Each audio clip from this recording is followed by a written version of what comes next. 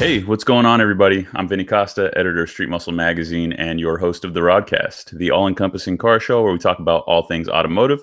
Today, I'm joined by my co-host, Greg Acosta, editor of Engine Labs and all-around tech guru. What's up, Greg? Hey, Vinny, how are you? I'm good, man. I'm good.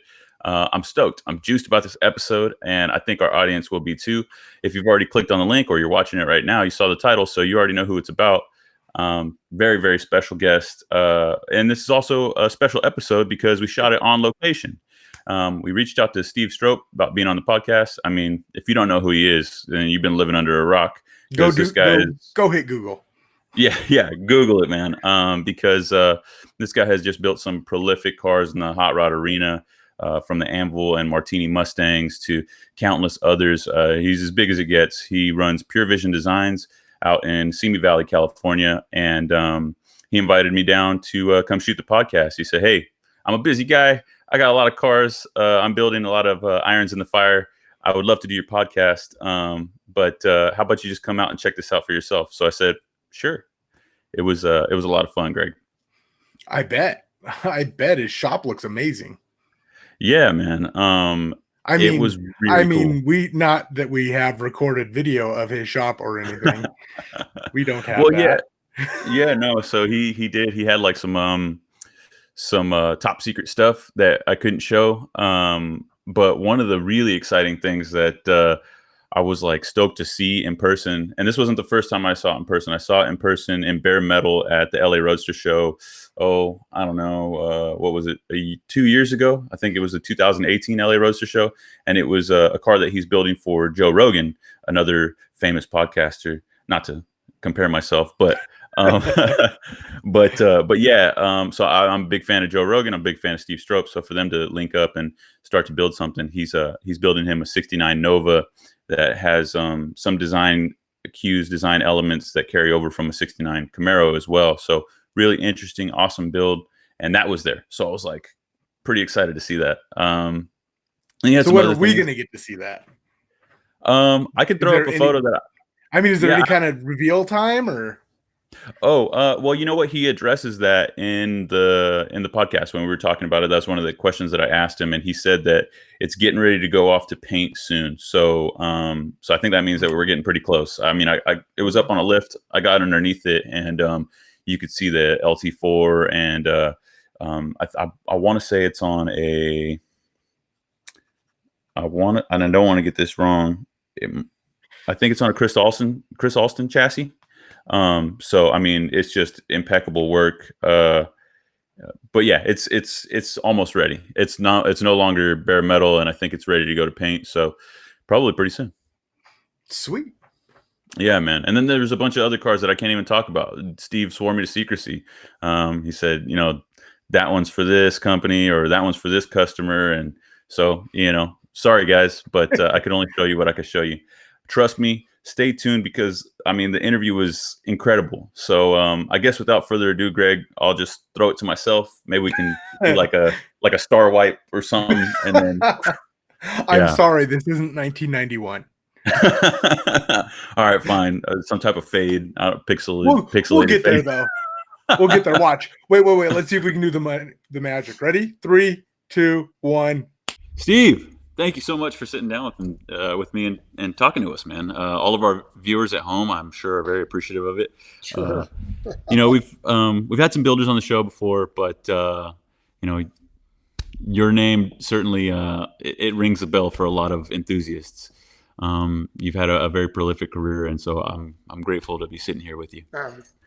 Thank you for the opportunity. I'm always thankful to do stuff like this and get to do outreach and say hi to people. And yeah, if I asked you, I mean, you must have lost count a long time ago as to how many like magazine covers you've had, centerfolds, the whole deal. So, I mean, as much as you say that you're not, you're a big deal, man. Yeah. We've because it is a team effort. Have been very, very fortunate that the enthusiasts and the editors, and then moving along with people with TV and film and stuff like that, have all been very enthusiastic and supportive of what the nonsense is that rolls out of my head, and then what we what we build out of here. So yeah, I've been very, very fortunate, and there's certainly been there's been a lot of love over the years. Editors have shown us in a wide variety of books from here and around the world. Well, I think that's because of your vision, pun definitely intended. But and we can get into that, and we are going to. But I want to start like at the beginning. You and I talked off camera, so I know a little bit of your background. But for our viewers at home, I know that there were some moments in your life that kind of sent you on this path. Would you mind running down some of those that stick out in your mind? Oh, sure. Uh, there are a couple of real key players back in the younger me. Going real young, I was, like a lot of guys, really, really hit by Hot Wheels and Matchbox cars and model kits, and seeing my first, car centric magazines. And that would be back, when I was really young, 6, 7, 8 years old. I was already taking apart toys, modifying them, changing them. Nothing was safe. And then as I got older, BMX hit, and that was, my first hot rod, by definition from Mr. Peterson. I don't know if I got the quote right, but it is a vehicle that's been modified by its owner for better performance and looks. And so that's what I and tons of other kids that were into BMX, which a lot of guys who are shop owners in my age bracket, a lot of them were BMXers. And we learned to use tools, and we learned to choose our own favorite colors and parts and pieces, and very personalize the bikes. And then while the BMX thing is raging, and it definitely has a huge spot in my life, there are three main characters. There's my cousin Donnie, who had a black mid-70s Camaro. That I'm from upstate New York, so there was only a couple of decent months a year. So only in the summertime would the car get the cool parts on it. But he had, Krager SS's and Indy raised white letter tires and hijacker shocks, Lakewood traction bars, the big chrome hooker side pipes. It was the coolest thing ever. Yeah. And I would stand there in my uncle's driveway and just stare at that car, just stare at it. And I went to a very small little private school, and I remember, in fact, I have to this day in my house. In sixth grade, in this school, each grade was like 12 kids. Oh, wow. So Okay. when you graduated seventh grade, those 13 kids, they were the eighth grade next year. Oh, wow. There Okay. wasn't 130 kids in eighth grade. There was the 13 that were seventh grade from last year. So in sixth grade, I had an art project, and there was a senior. So he's 6 years older than me, that had a black on black 69 Roadrunner. Oh, wow. And he would park the car, over here, which was completely the other direction where the bus would pick us up. And I would almost miss the bus every day to watch him fired up and listen to him, pull away, because it was a stick car. And I drew that car for art class as one of the only A's I've ever gotten. And I have that. I saved it. I have it framed. That's awesome. My artwork. I've saved everything from back in the day, like all my bicycle motocross action magazines. I have all of those. BMX Plus, I have all of those. That's awesome. So anyway, those two cars, and then en route from school back home where I ride my bike, there was a guy named Mike Wright, who was in my area. It's a little town called Apple Lake in New York. There are no hot rods. There wasn't any. There was one guy, this guy, Mike Wright. And luckily, looking back on it and knowing, what we build here, that guy was as good as anything I built here. He was amazing attention to detail. Had a car that was on the cover of a magazine back then called Rod Action. Had a really nice 32 Ford Roadster, and built this amazing Phaeton that I watched as a frame. And he's way ahead of his time. This would be, when he came into my life, or when I pulled up in his driveway on my bicycle, and he was stuck with me. He was building the chassis. It was already painted and had the 289 with a Rotomaster turbocharger, way ahead of the curve. way ahead. Like now, turbos are Yeah, exactly. This is like 1982. Okay. You know, and detailed, just So even before perfect brake lines and stainless clamps. You know, way before Kugel ever sold them. Hi, Jerry. And what an amazing influence he was, because his cars were meticulously put together, but the way he laid his tools and his parts on the table is such a great example. And bless his heart for being patient and letting me hang out. But I was there watching that car to go together, from riding a bicycle to getting my first cars to having my first blower. Very cool. I was hanging out in his driveway. So those three, my cousin Donnie and that senior Jim, I believe was his name, with the Roadrunner, and then Mike Wright, were hugely influential to me. And when I first started getting into the car thing, I was already Eat, Breathing, and Sleeping Hot Rod magazine. And I got my first was my old Cutlass, and then I got a Carmen Ghia that was set up for like SECA racing. Very and then cool. I sold that and got my 67 El Camino. And also had a couple of other things. I had a Malcolm Durham built 64/65 Chevelle. I had a 31 Model A, 47 Chevy Fleetline. I sold all of them to move to California. And luckily for me, en route, Jeff Smith, who was at that time was the editor of Hot Rod Magazine, had interest in my El Camino, and that was my first feature. And when I relocated out here after that, the Elky got in custom classic truck and custom rodder. And then every car since then had been in multiple magazines at a time. Just very fortunate that the editors back then were again enthusiastic to what I was doing. But at that point, there was no shop. I was building, the El Camino was in my dad's barn and at my aunt's garage. And then the next car was a Charger, a 66 Charger called Scully. And that was built in my shared underground tandem parking garage at Studio City at my apartment. And then Challenger X, Martin Weinreb's car that we built at Martin's house in his driveway. And that car that and the Charger both were top 10 cars of the year. And all of that was before I ever had a shop or a garage. We were doing it in a driveway or in a parking structure at an apartment or That's awesome. whatever. So it definitely was because I wanted to. It was all effort. It wasn't genius and it wasn't money. I had no money. When I built Scully, that Charger that became top 10 car of the year and covered car and a whole bunch of stuff, I got the suspension and the disc brake stuff off of cars and pick your part. And there was one electrical outlet on the side of my apartment building. And I bought 2 extension cords to take it to the back.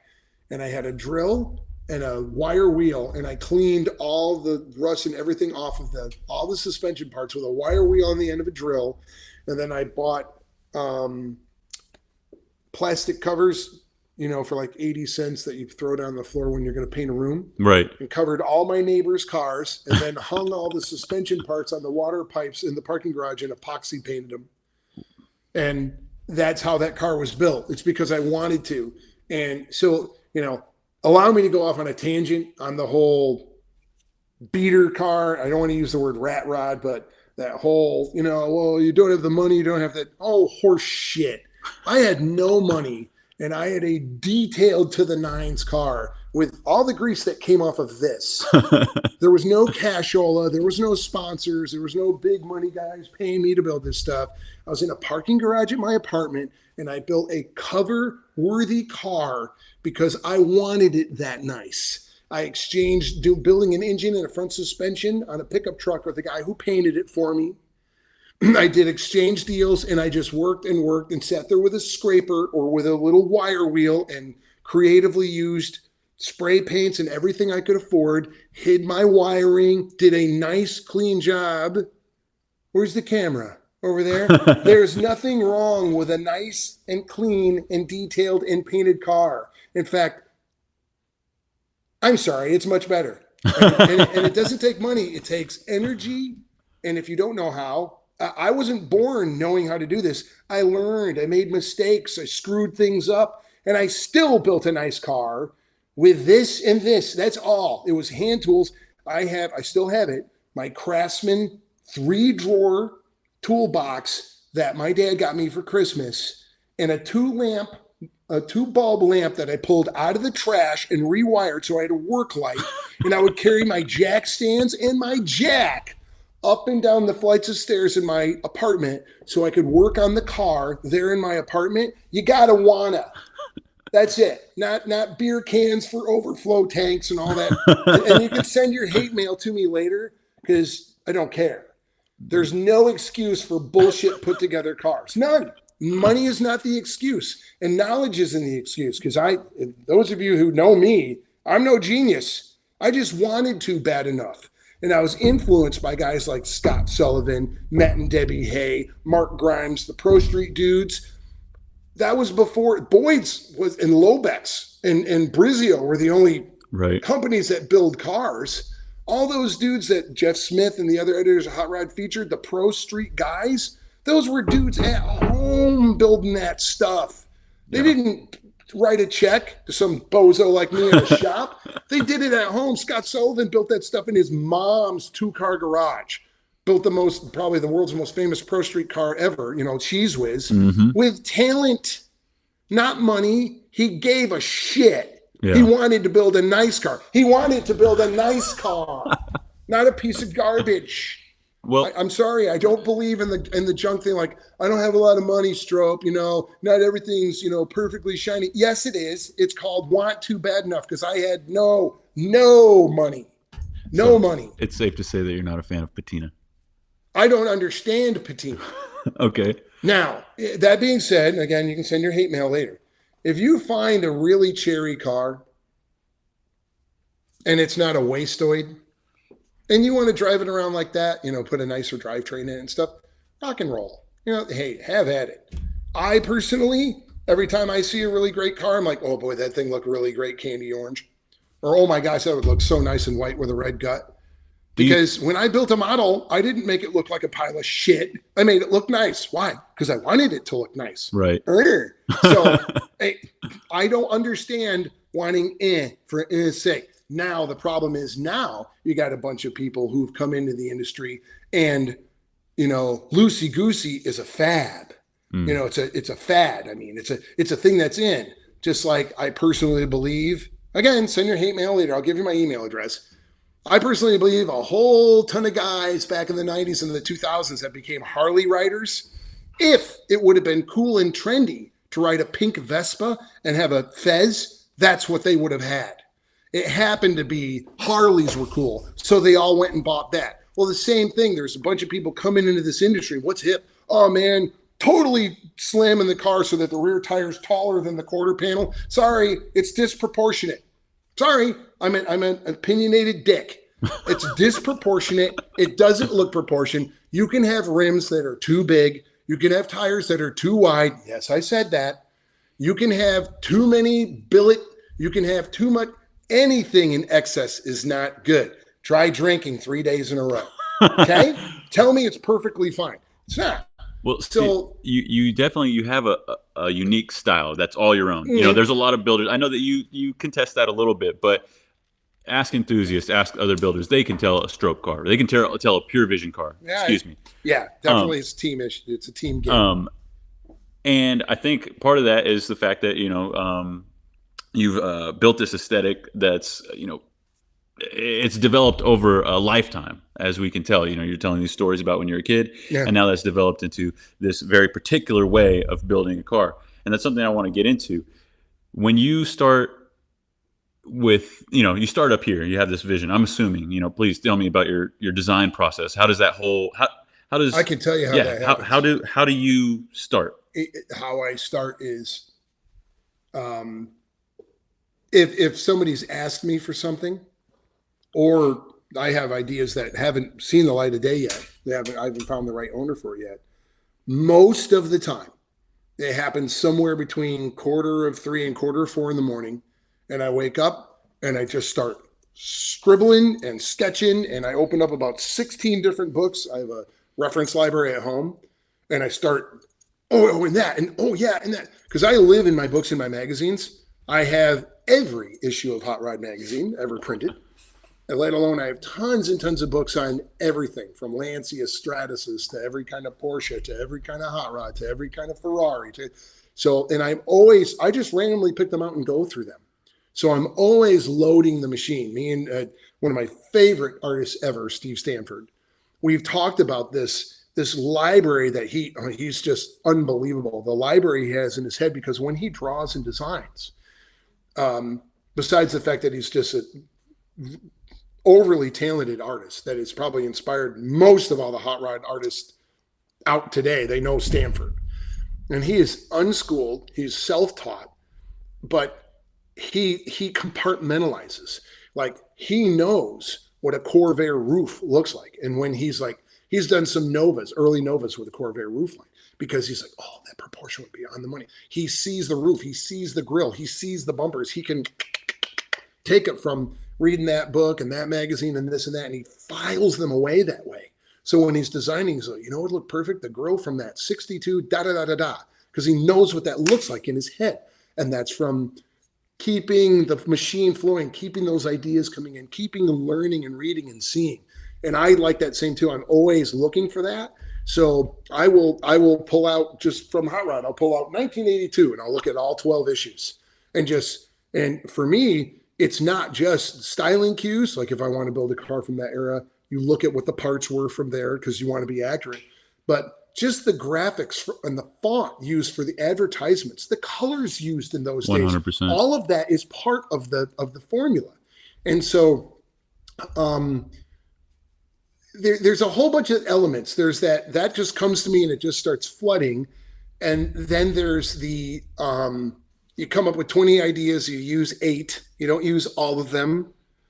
You have to pick and choose. You have to be gentle with the whole thing. You can't just, not the whole thing in the kitchen sink. And that's where I see a lot of, careful with my words, a lot of builders that I see that have unbelievable amounts of talent. And I know that taste is personal.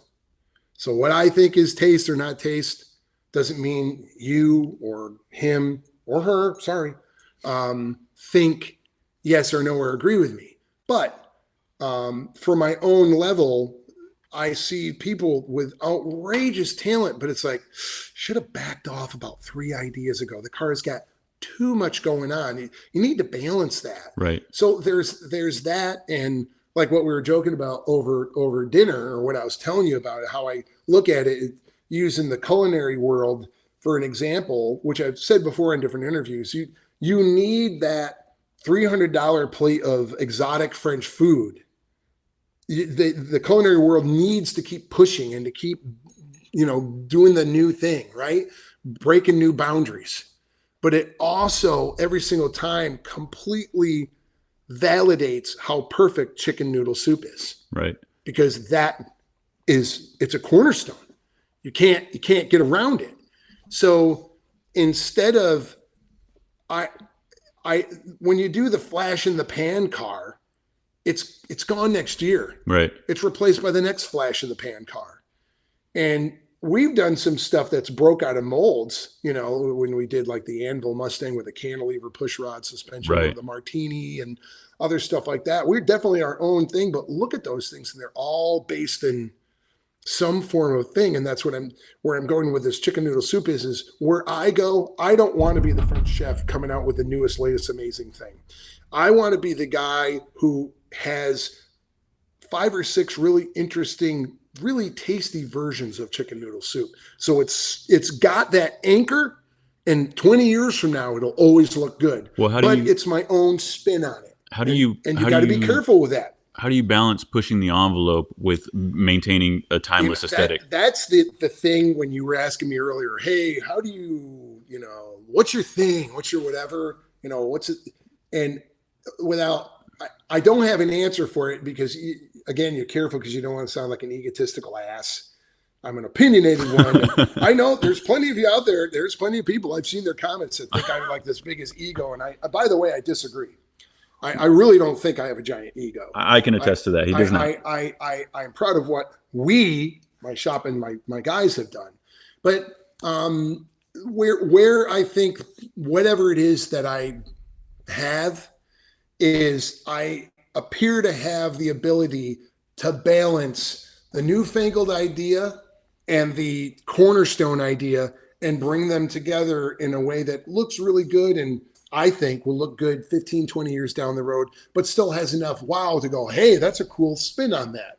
And that seems to be, if there's something that I'm good at, that appears to be the thing that I'm good at, is finding that mix. Steve, the more and more I talk to you, the more I start to realize, and this is just my opinion, and you can comment on it if you like, but the more I begin to realize that you're a man of many interests, whether it's watches, music, BMX, just history in general. Yeah. You're very knowledgeable on a lot of different subjects. And from what I've seen, some of those things, those interests, make them into your designs. Like I saw a video that you did with a buddy of mine, Sean Davis. Autotopia. On Autotopia LA. Shout out Autotopia LA. And I think it was like a little truck. Was it a Subaru truck? It was the right-hand drive Stout for Peter Friedman on a Rode microphone. That's right. Very, very cool. It's a wonderful little truck. So much fun. But one of the things that stuck out to me when you guys were going over the car was the Marshall knobs. Was it Marshall? They're Telecaster knobs. And the knurled knobs, and they have a good weighty feel too. Exactly. They feel like real knobs, not plasticky. And I thought that was so cool. And down to some of the things that you were showing me a minute ago with your tequila bottle, which I thought was an overflow bottle, but it was actually a reservoir for the squirters. Yeah, so totally cool. Do you think that that plays a role in that timeless aesthetic that you've established, knowing your history? Is that kind of... Yeah, that's. I think there's elements in that are definitely part of the formula, and it's not. All right. Sure. Somebody outside handling. Yeah. It's not a preconceived thing. I think it just comes from my the way I think, the way I create, just draws from that stuff. That's, like I said, when me and Stanford are talking about just taking in that information. And I look at tons of different stuff. I look at like architecture stuff. I look at interior design, because there's always new textures and materials that are being used that I can bring in that new breath of life to it. Where to put that, how to put that is at this part of it. At this stage, I mean, you've built so many cars by now. What now? What projects get you really excited? I think it's more of the same. Like behind us, Joe Rogan's Nova, which everyone's been waiting for, and yes, we've taken way too long on it, everyone. But yeah, there that is. It's slated here in another, 3-4 weeks. Going to go to actual paint. If Joe sees this, yes, Joe. Joe, please watch. Yeah. I hope so. And in fact, I gotta call him and give him updates, because we're that close to shipping it off to get paint. But that car is another one that I'm really happy with, a neat milestone, because there's so much work that went into all that sheet metal alteration. But if you didn't know Novas or Camaros, when we're done, you'd swear the body was stamped that way. It doesn't have giant flared fenders and splitters and wings and all that other crap all over it that somebody on a non-car world would go, this is clearly a highly modified vehicle. Right. They would have no idea. No. It'll have some neato rims from HRE, but they're straightforward. They're a 5-spoke rim. They're not exactly, some crazy exotic wheel. But there's nothing to tell a non-muscle car fan that this thing's got, a year of metal work into it, altering everything to look the way the factory would have done it if they would have. Tons of details sweated to make it look like it belongs that way. Well, it totally does. And unless, like, to your point, unless you know Novas, unless you know Camaros, you would think it came from the factory like that. Did you look at any prototype Nova drawings when you were putting that thing together? Did that play any role? No. So this is all from the mind of Steve Strope. Yeah, well, it actually, believe it or not, a lot of this was there was a couple of different versions of this. One version was like a Mulholland Drive, more like Japanese flared, bolt-on flares, and there was that version. Yeah. And we decided to can that, and there was conversations between me and Joey that did a lot of metal work, and my guys, and Mick the painter, that evolved it into doing the 69 Camaro metal work on the side. So I commissioned, I think we had Tavis Highlander did the artwork, and we did the first go around of it. You know, I work directly with Tavis or with Stanford or with Eric Brockmeyer, and I tell them on the phone like this, and no, Google this. Okay, see the third picture down like that? Yeah, use like that. And we get this plan together. And Tavis sent me the first versions of it, the side of it, and I went, oh my God, we're gonna blow everybody's minds with this, because my mind is blown right now. It looks so damn good, but none of it fit. The Camaro fenders overhang, they overshoot the front by like 4 or 6 inches. The back quarter panels are short 4 inches. They're not as long as the Nova. And the Nova's got a body seam up there that's completely gone now. Now it's the seams coming off the, off the wheel arches. And there was no interchangeability. They had nothing to do with each other at all. So a lot of the line share of the work was Joey, the metal work, and it was fantastic. Like, get it set up, roll it outside, stand back 20 feet, make sure this or that. No, that's got to be pooched, and no, that's got to be pulled here. And it just tons and tons of sweating it to make sure it looked like GM would have or could have or should have or did or didn't. So lots and lots into it to make sure that essence is there. Well, Steve, I know that you kind of downplay your position in this industry, but you have some major celebrities and players, coming for your vision, right? But this incredible career that you've built has afforded you some freedoms, right? So they come to you, and do most of your customers come and say, hey, I know that I want a car. This is the car that I want, or these are some of the cars that I like. Go for it. Yeah, what would you do with it? Yeah. Is usually what I get. They'll want me to bring in my 2 cents most of the time. Yeah. They'll either say, which is really dangerous, what have you got for ideas? I'm open to anything. I'm like, oh, yeah, I've got some ideas. Or I really like fill in the blank, 67 Chevelles. What would you do with that?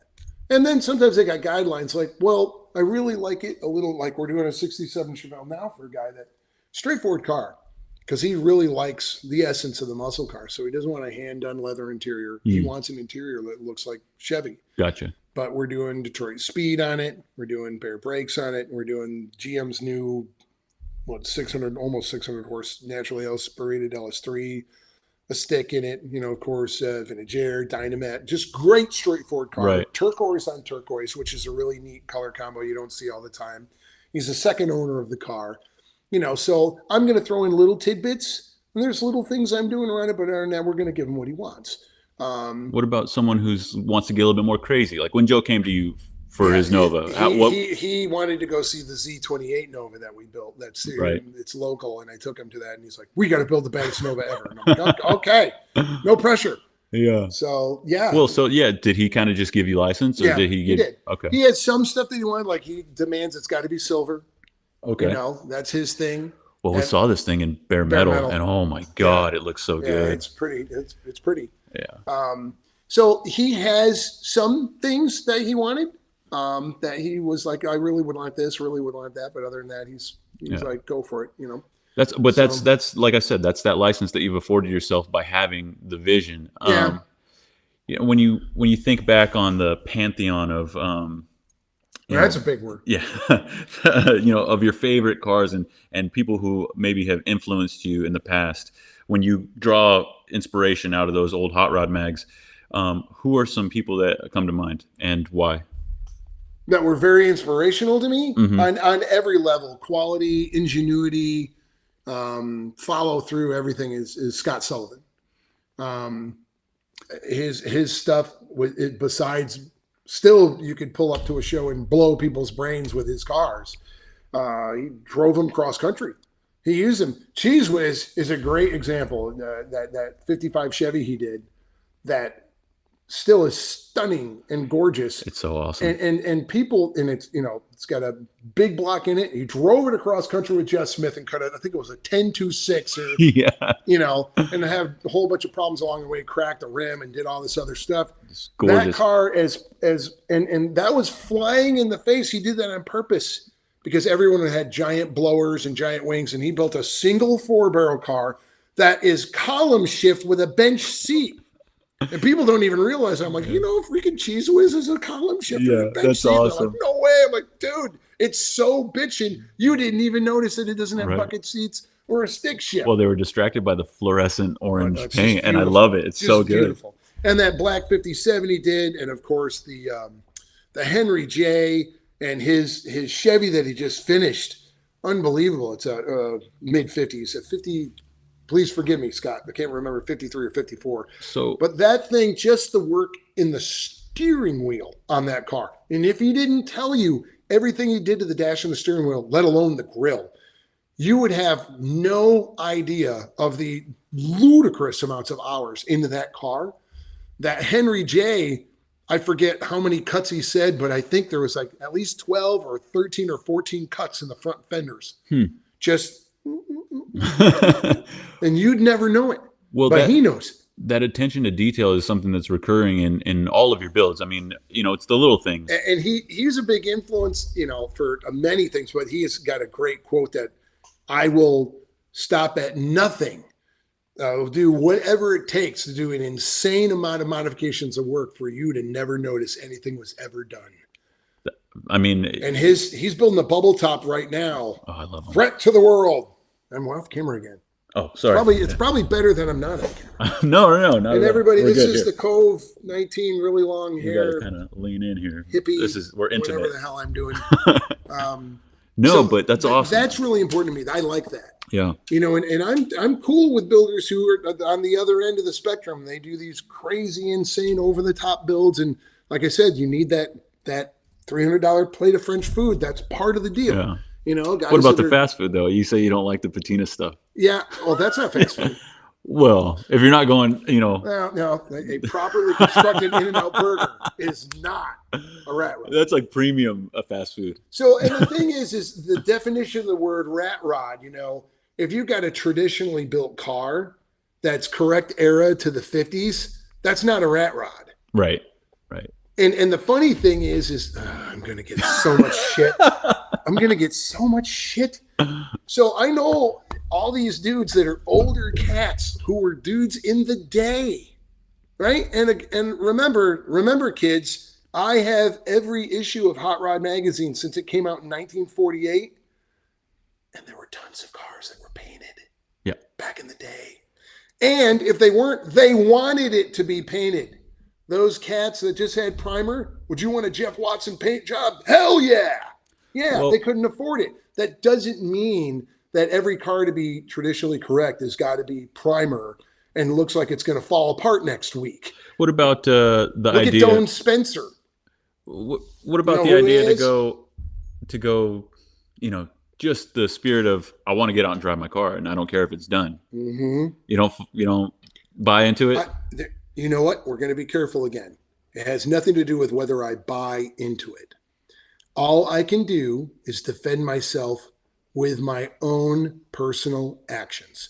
My own personal actions on my own personal cars is they didn't go out till they were bitching. Well, I didn't want to be seen. Yeah. In your defense, well, number one, this is what you do for a living. This is when I was at home. Okay. In my dad's garage or my aunt's garage and in driveways.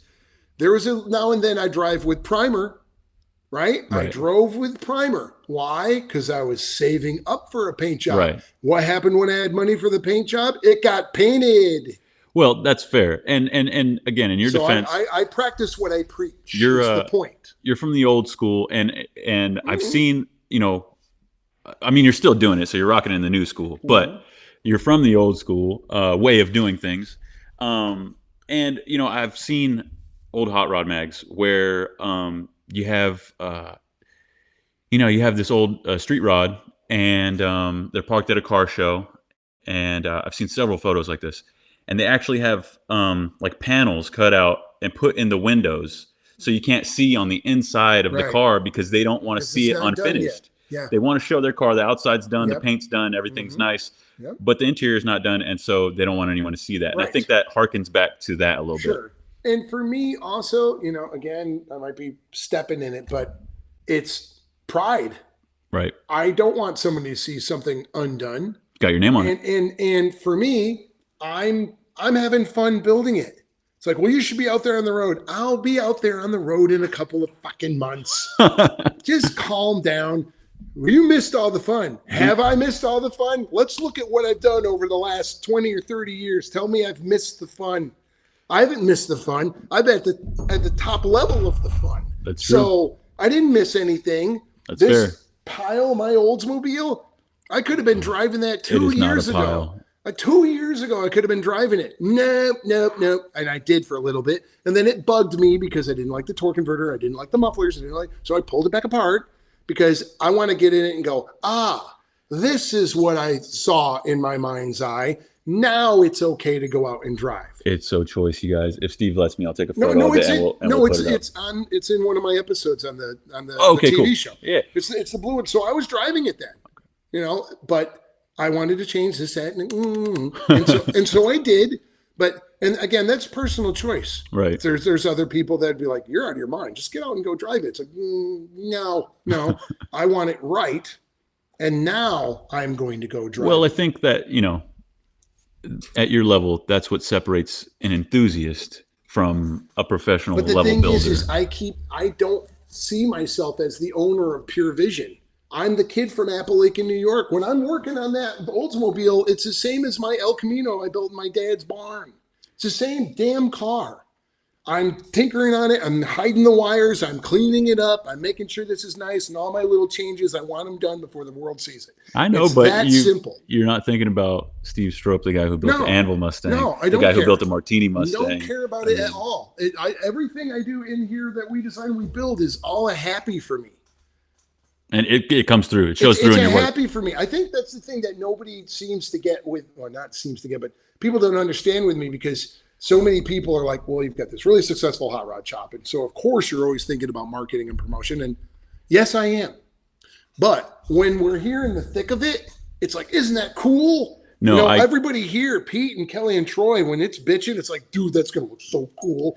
Well, that's what I really appreciate about your work, Steve, is that you geek out on the details of a car. And so do I. I mean, that's why I do what I do, because I devour these cars. Right. And, when you start talking about a car like the Martini Mustang and just all the little design things, we're not even talking about the drivetrain of that car. That's incredible. Yeah, it's fun. But just all the other little things that if they would have actually made that car, it would be that car. Yeah, it would have that stuff on it. Or that's what I choose to try to convey. And to swing back onto the whole, the rat rod thing, I'll put it on my earlier Harley comment of all the phonies that would have rode Vespas if Vespas were cool.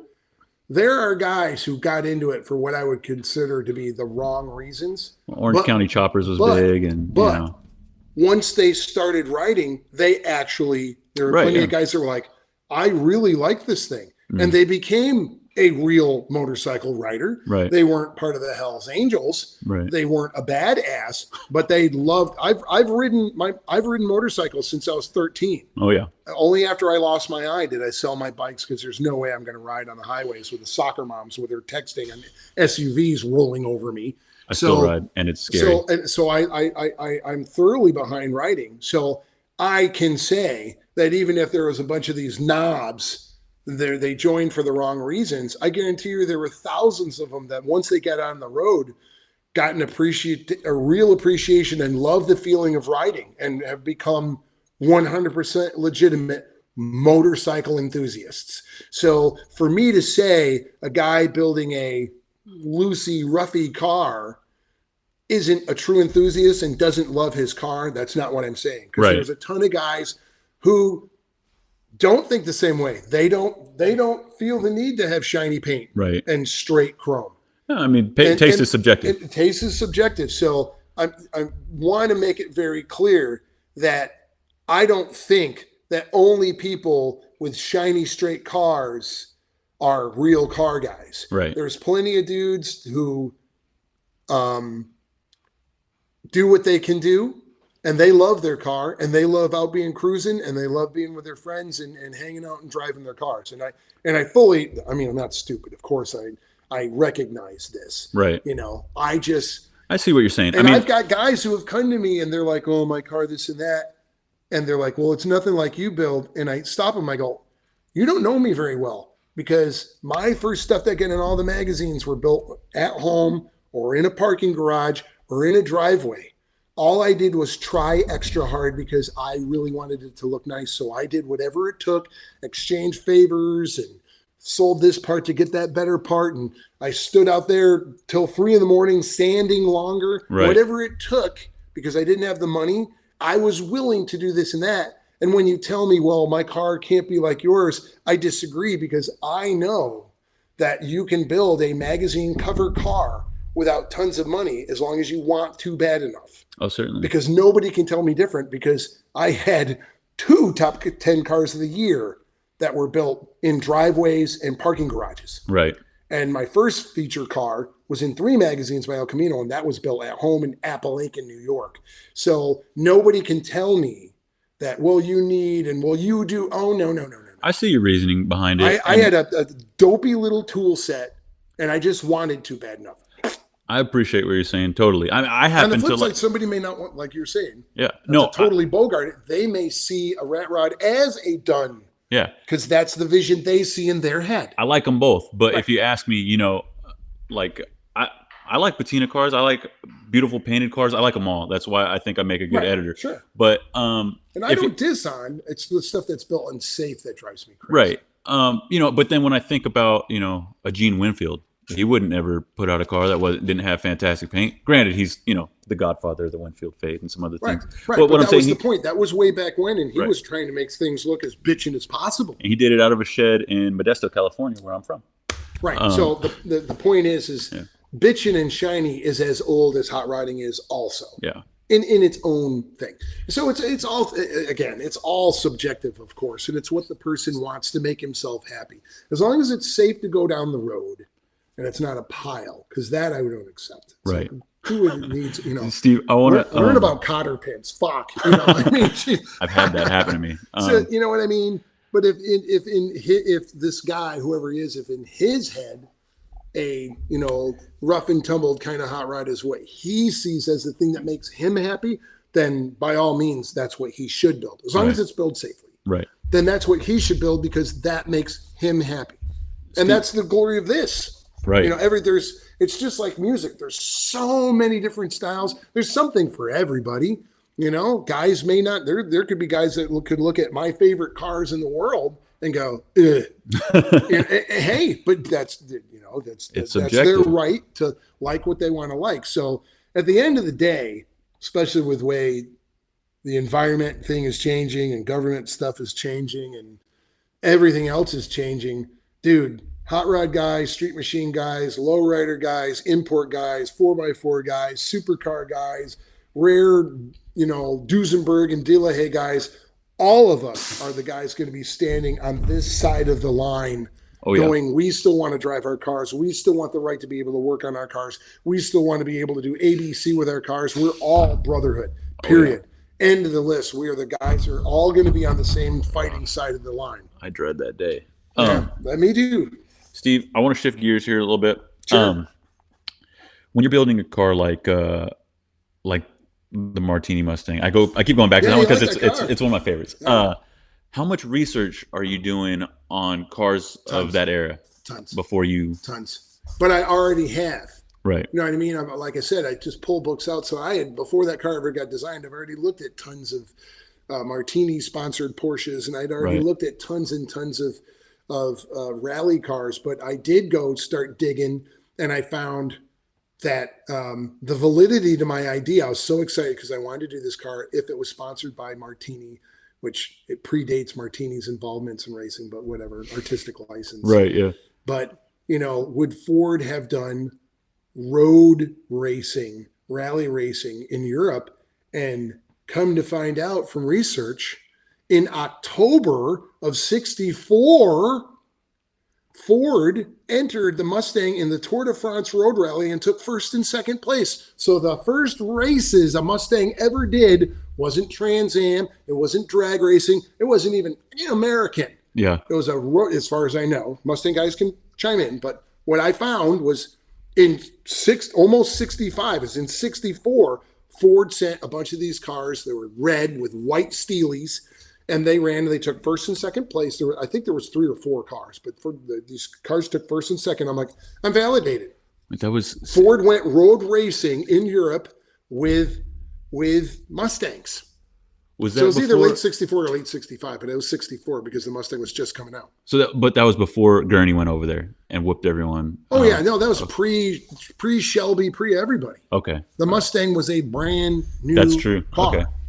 Yeah. Brand new car. So it validated my idea of European road racing with driving lights on the front bumpers.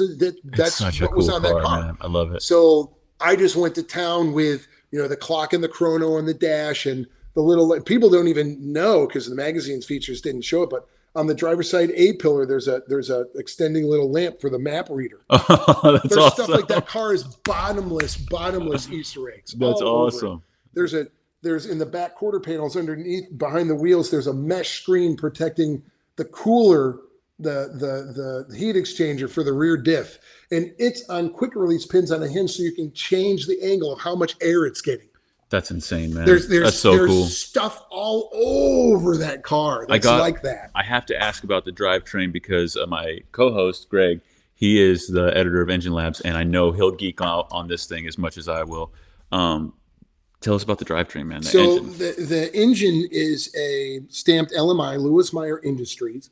That was the distributor for these Ford Lotus 4-cam motors. So it's the sister motor to the motor sitting in Jim Clark's Indy winning that green Ford Lotus car. Mm-hmm. Same motor, the overhead 4-cam. Started life as a 262. Was that what it became?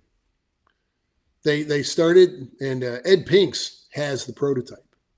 Yeah, I remember. They have the prototype there. But your valve covers are embossed or stamped with pinks on it. No, that's. Oh no, that was the Fairlane. Excuse me. So what we did was later on in that motor's life, AJ Foyt used them, bought the rest of them out, and used them in sprint cars. That's awesome. They went on in Indy and they became turbocharged, and then they finally were out-teched. And so AJ Foyt had the LMI stamps removed and put AJF on them. And they see those Indy cars had the bundle of snakes, the exhaust on the top, the exhaust ports. That's what I was going to ask you. So you unbolt the heads and just go like this. Yeah, that's what I was going to ask you about. Come out the side. That's what they did on the sprint cars. Okay. So we already knew we could do that. And then the geniuses at Pinks made the individual runners EFI. Yeah. And so that's so cool. It's an honest to goodness. Yeah, the velocity stacks that come out of the side. It's such a cool car. There's no belts on the front. Everything's driven internally off cams. So there's no cool water pump. There's no anything. It's all driven internal. And it's how'd you get a hold of one? Ed Pinks. Yeah. Frank Hausowitz down there. I went down originally wanting to find a Cosworth motor. Oh, okay. And that makes sense. Turned me onto that one. Yeah. And, a little bit more fitting. Yeah, it was perfect for it. And it so it's a legit, it's mildly detuned, obviously, from an Indy motor. Right. And Ed worked out the math for having the cams work on the street, having the right lobe pattern and all. But it's still a legit 8,000, 8,500 RPM Indy motor. You were telling me that you put like a lot of miles on that car. Yeah, I drove it around before the owner got it. Yeah. That's awesome. Yeah, there's a gorgeous video of it on Petrolicious and a bunch of other things of driving it. No, that car is just freaking fantastic, and it's probably my favorite in the shop. It's usually an argument between that one and the Fairlane. Okay. So, but I like the Martini. Oh, yes, you did. You said that. I'm sorry, I'm not being rude, you guys. I'm looking at my notes for Steve and I's conversation. But yeah, you did tell me that earlier that that Mustang is your favorite. It is.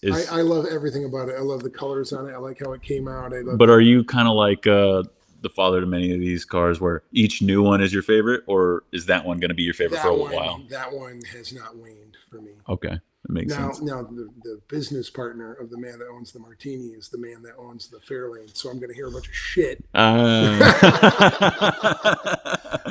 They'll Well, we gave them both a Ford Design Award winner, so Yeah, that's saying something. yeah, That's definitely saying they both something. came out really, really good, and they're both extra special in their own way. And everybody in the shop had their own love on the car and did amazing work. And that's why they are that incredible, because of the talent around me and amazing painter Mick and just Do you, all those guys. It's part of the formula is the amazing knowledge and talent that I'm surrounded with.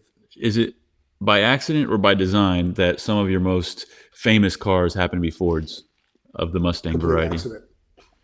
Accident? Yeah. So because I can tell just looking around your shop, you are not necessarily a Ford guy. Everybody knew me for starting out as the Mopar guy. Yeah, exactly. Everything I was doing was Mopar. Chrysler. I was unveiling cars in Chrysler's booths at SEMA. Yeah. And then I don't know. It's just what people are asking me to do. Which one kicked it off? The Ford direction? Yeah. The Anvil. Yeah. Tell me about that car. That started a landslide. I love that car so much. Yeah, that car is very high up my list because there are so many subtle things done to that thing that I can sit there with a Mustang guy and go, find everything we changed. I remember, and they can't find it. They don't know what we did, and I'll have to explain. They're like, "Oh yeah, now I see that." So that thing's another thing that's got more than you find in photos. I can those cars like the Martini and the Anvil and the Fairlane and Bob's Wagon, and there's another Ford. I can put it on a rack and walk somebody around and literally take 2 hours. 2.5 hours trying to show every nuance and every change and every little detail that's up underneath there. And we wanted that to look like a da da da da da. Other stuff, older stuff like the 515 GTB, the right-hand drive charger, right down inside of the open glove box with the little black nut pull-out fuses that I took that from an F40. Everything on that car is like early Ferrari ideas. Right, yeah. It's bottomless. It does not stop. I like that. And placing them, and I like a ton of modifications in plain sight. Right, but you can't tell that they're like, and you don't even notice it because you're looking at the big picture items. It's fantastic. And you don't, and that's all part of the. But it's also magic, I guess. That's all part of the thing. Like a car like Anvil, though, is a little bit ostentatious once you get onto the inside because you have the cantilever suspension and it's all exposed, and you're like, holy hell! So you can miss all those smaller details that are just as cool. Because there's big impact pieces. Yeah, definitely. Right. When you what out of all the cars that you've built, which one has gotten you the most notoriety in your opinion? The one that keeps on giving still is Hammer. Oh yeah, that makes sense. Hammer was just huge, and then it was Vin Diesel's, yeah. Right at the end of Tokyo Drift, and then they used it again in 4, and so many people outside of our world know that car also. Yeah. Then there was a die cast of it, and then and I still get, and I am thankful that, that car is a textbook thing for exactly what I was preaching about earlier. That car right now, I know who owns it now. If that thing showed up, it still holds its own. It looks great. It is I really hate using the word timeless when it's something I built, because that sounds, there's your egomaniac. So yes, it's timeless. I'll say it. It's timeless. It still holds up and it looks great. The colors are perfect on everything. That car wears all of its changes well. I love it. And I still get people who come up and going, they know about all the other cars and they're like, that Hammer, man, that thing was so huge. I changed my car's wheels because of that car. I changed color because of that car, and da da da da. So it was it appears from what's being told to me, it was a very influential car. It did a lot of double takes. And of course, I think, the first outreach, of course, was Hot Rod Magazine and a bunch of other. How does something like that happen? Did Universal reach out to you? Yeah, actually, it's a really great story. There's a really great guy named Dennis McCarthy, who's like the head dude of all the car stuff to do with Fast and Furious line. And this scene, if I remember right, and Dennis, you can call me up and yell at me for getting this wrong. Or better yet, come on and tell us the story. Sure, go ahead. Please, Dennis. Something along the lines of the scene for the end of Tokyo Drift got written in to bring back Vin Diesel's character. Right. The movie was already pretty much done, and they decided to do this race scene at the very end with Vin and whatever the kid's name that was the star of Tokyo Drift, and also explained stuff to do with Sung's character. And who was Han, the guy with the Right. peanut sun Yep. case, like the coolest guy on the planet. Super awesome guy. So they asked around because they wanted a Chrysler. Mm. And the guys at Hot Rod Magazine sent Dennis to me. And Dennis got on the phone with me, and I remember this. I remember. He goes, "So we're shooting this thing, and we're looking. I was asking around for the baddest Mopar in California, and they said you have that." And I went, "Fucking A right, I do." And so we took it down there, and the rest was history. That's awesome, man. So you take it down there, and Dennis is like, "I like it." And so, did they make like 10 more, or how did that work? It was just that. Oh, just that There one. was that one. So all the burnouts and all that stuff is Hammer. That's awesome. There's no stunt double. It was Hammer doing the drag race. The hero car is the car. Is the car. That's awesome. Is the car. So That's awesome. that was pretty cool. But that's not the only time that you've been involved with the Fast series. The other time was a little bit different. And you know I was going to ask you about this, Steve, and it has to do with the Torino. Can you please give us the story? And the funny thing is there were comments. The thing is people online vindicated for me. Okay. Because there were when the cars were getting spy shotted, and there was the green version of the Torino that was seen on transport trucks and in filmings, there were fans of mine that I don't know who they are, but they're clearly fans of mine because they knew that we built the Torino, right? The blue version. Yeah. And they wrote, when I catch the bastard that copied my car. And they wrote all this stuff, and I never wrote anything. So I got called by Dennis, and he said, "Hey, they really like that Torino. Can you bring it down to Universal?" And we took it there at least twice, and I want to say a third time. And instead of paying me to use it, they copied it and changed the car. But it's clearly our car, right down to the stripes on the bottom, which, by the way, was never on a Torino. That was my design. Right. Never paid me for the design. And they also built copies of Hammer and had the guys that, I know, everybody, in the movie industry, they can blacklist me now, whatever the fuck. But the truth's the truth. They went and got a hold of the people that made the Hammer lettering and had the Hammer lettering made on their stunt doubles before when they rolled the car and Letty died or whoever died in it. Yeah. That was not done with my permission.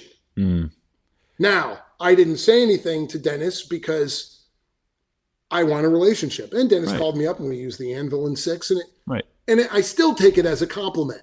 Certainly. I was going to say, when you watch the movies now, I bet you get a good... If I was really mad about it, I would have done something back then. Right. You know what I'm saying? So I wasn't steamed. I wasn't livid. I was bummed. I'm like, why don't you just use my car? Right. Well, not the money reason. Like, just use the blue one. It looks better than that ugly fuck green. Anyway. But now you get to watch at least 2 of the movies that have your actual cars in them. Which is fantastic. Actually, 3. There's a great story about the Anvil. Yeah. They shipped that overseas, and they're doing a whole filming thing with the tank and all that. Yeah. Well, those were stunt cars, but I didn't know they were doing. Nobody knew about the tank thing. Nobody knew about any of that. And Dennis sends me a shot of one of the cars after getting it got crushed. ran over by the tank. No, it's already run over. It's just in the lot. Oh no! And he goes, "We had an accident with the car." Oh no! And I threw up in my mouth and just about shit myself. Yeah, I can imagine. Like, you rat bastard. That was the meanest thing he could have done to me. Dude, so many fans of that yours. That thing was real. That wasn't CG. That thing rolled over that thing and spit it out like an acorn. So many of your fans, so many fans of just muscle cars in general who might not know who Pure Vision is, but they watch that movie. Because I know I was in the movie theater when that happened, and there was just a resounding, yeah. I know. Believe me, I did it too. I do it when I watch the movie, and I know it's the fake version. I'm like, oh no, God, please, God. Oh God. But you know what? It's so funny because we keep talking about how you have this unique style, or at least I think that you have this unique style. In that movie, I mean, there's some badass cars in that movie. Oh sure. But when Dennis has a great group of cars. But in that scene where all the cars are involved in this chase and everything's going on, when I watched it for the first time, your Mustang was the one that Yeah. really stood out to me. It was the color. It was the fact that it was a Mustang. Yeah. All the other ones were Mopars. There was a Buick and some other stuff, but Right. it was just very unique. Just to that point. I did. Dennis again had me hooked up with Green Hornet. Yeah. And we had the 515 GTB, and it was so cool because they set up at night, and the next morning I showed up, and the director of photography for the movie came up to me and said, because sitting next to my car was a Bugatti Veyron, and it's sitting right next to the Black Beauty, the main car. And there was a couple of other really, some bitchin' cars that were there without question. Yeah. And he goes, last night the whole group of us voted on what was the coolest car here. And he goes, use your Chargers, like hands down. I go, that's really cool because there's some serious shit sitting in this room. And I took that as a really big compliment. Yeah. And it was. So yeah, again, people seem to like what comes out of my head and what we build here. And, definitely, man. And I'm very appreciative and thankful, but yeah, so that's what Universal did. They went and copied it and just used it on their own, and that's it. Oh, okay. Sorry. Sorry, guys. I'm reading my notes. So you've been quoted as saying, "Oh God, part of the design is creating a backstory." Can you elaborate on that and tell us how you develop a car's backstory before you conceptualize the build? Well, we have great example there is, we'll get off the Martini. We'll go to the Fairlane. Right. So the Fairlane is called Black Ops. So not everyone, but GM was known that they're skunk works, right? Where they develop their performance stuff. So I'm like, what if it's very believable if Ford has their own version, it's called Black Ops. And this car, this Fairlane that we have, isn't a race car. What it is, it's a prototype developing parts and pieces and trying different things like active aerodynamics, like that air brake that works in the back. What was going on at that time? Jim Hall, Chaparral's giant wing operated by the foot of the driver, got rid of stick shifts, used automatics, and then heavy braking. You just freaking put that wing up and then boom, you're right on the accelerator. Great, and bless Jim's heart. An interview back in the day with one of the magazines I think one of the old Road and Tracks, going, how are your drivers doing without a stick shift with automatics? How are the cars working? And with this giant air brake and all that, everybody else has got a stick. How are you guys doing? And he goes, it's fantastic. It frees them up. Now they're not shifting. They have a hand to wave passing everybody. How do you find out about something like that? Very egotistically, wonderfully stated. It's like my guys are blowing by everybody; they're just waving. Yeah, exactly. They're not have to bother with shifting. So what you do is you've got a car that motor was outlawed, right? Okay, but not in a prototype, because that motor's being used in drag racing. That motor's being used in boat racing. So that was a camera motor. Yeah, right? Yeah. And so the hidden torsion bar suspension running inside the frame. So cool.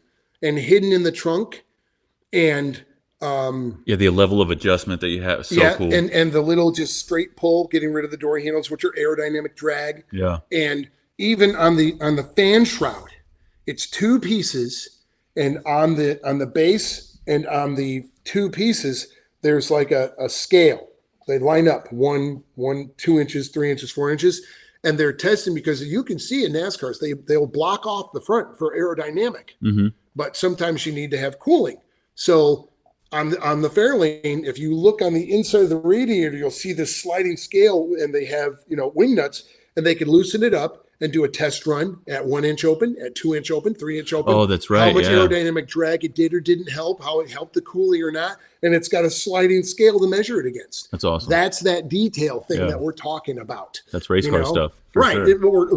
Where's the creativity coming from? It's not, this wasn't developed because I've got a 5-axis mill. Well, it was designed that come out of an idea of what would have been cool race trick that they would have tried to do, and things that. Okay, so that's coming from your head, because I was wondering. So there's the backstory. It's a prototype. It's not even a prototype. It's a test vehicle. So I've got the gauges are done from reactor watches. They did all their glow in the dark stuff from their diver watches. Mm-hmm.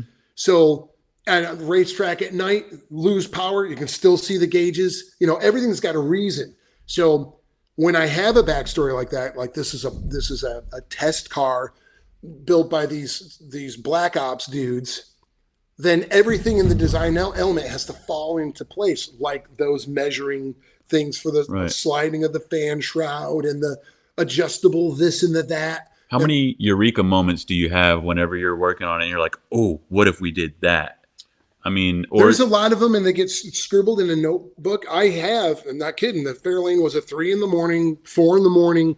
I have the original pencil sketches of doing, what if I did a Mickey Thompson kind of one-off intake that had 4 offset 2 barrels with those Le Mans float bowls, because I'd seen them. I used them originally on, I think, a NASCAR car that I did for George Poteet.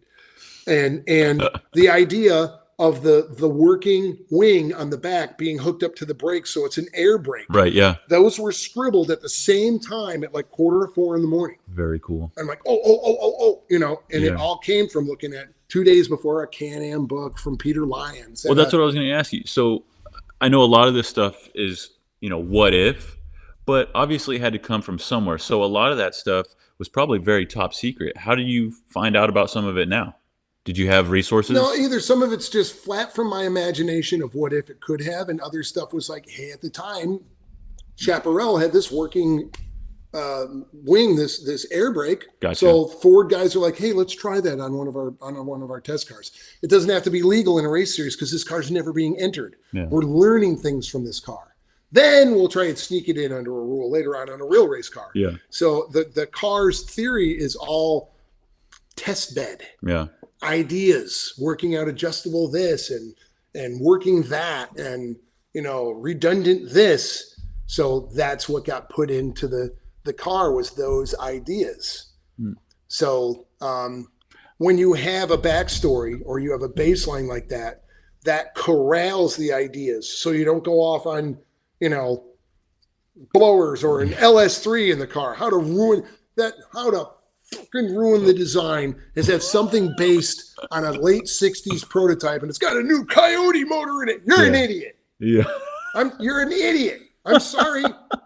You're an idiot. No, but it's more no, it's not anything. It's dumb. Now, if you have a newer kind of car and you're just building a super cool street machine that's got an early NASCAR vibe, hey, man, pick your new boring, ugly motor. That's fine. But hey, and I've got new boring, ugly motors in these cars. I hear you. You know, so hey, I'm guilty, but not on one of my designs. No, I got you. I got you. So, but that's what separates. That's why that car reached that level, because the Ford Design Award guys went, every inch of this car stays to this mindset, and it works all together.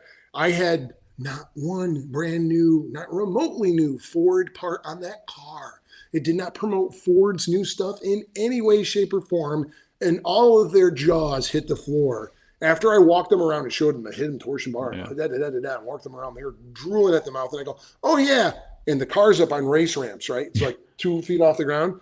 So I reached in, opened the door, and I go, just collect over here. I get him to the back of the car, and I just reached in and grabbed the brake pedal and went dun, dun, dun, dun, dun, and the wing went dun, dun, dun, dun, dun, and they went, oh my God, it's an air brake and it's active with the brake system. And That's so cool. You know, I'm like, done. Yeah.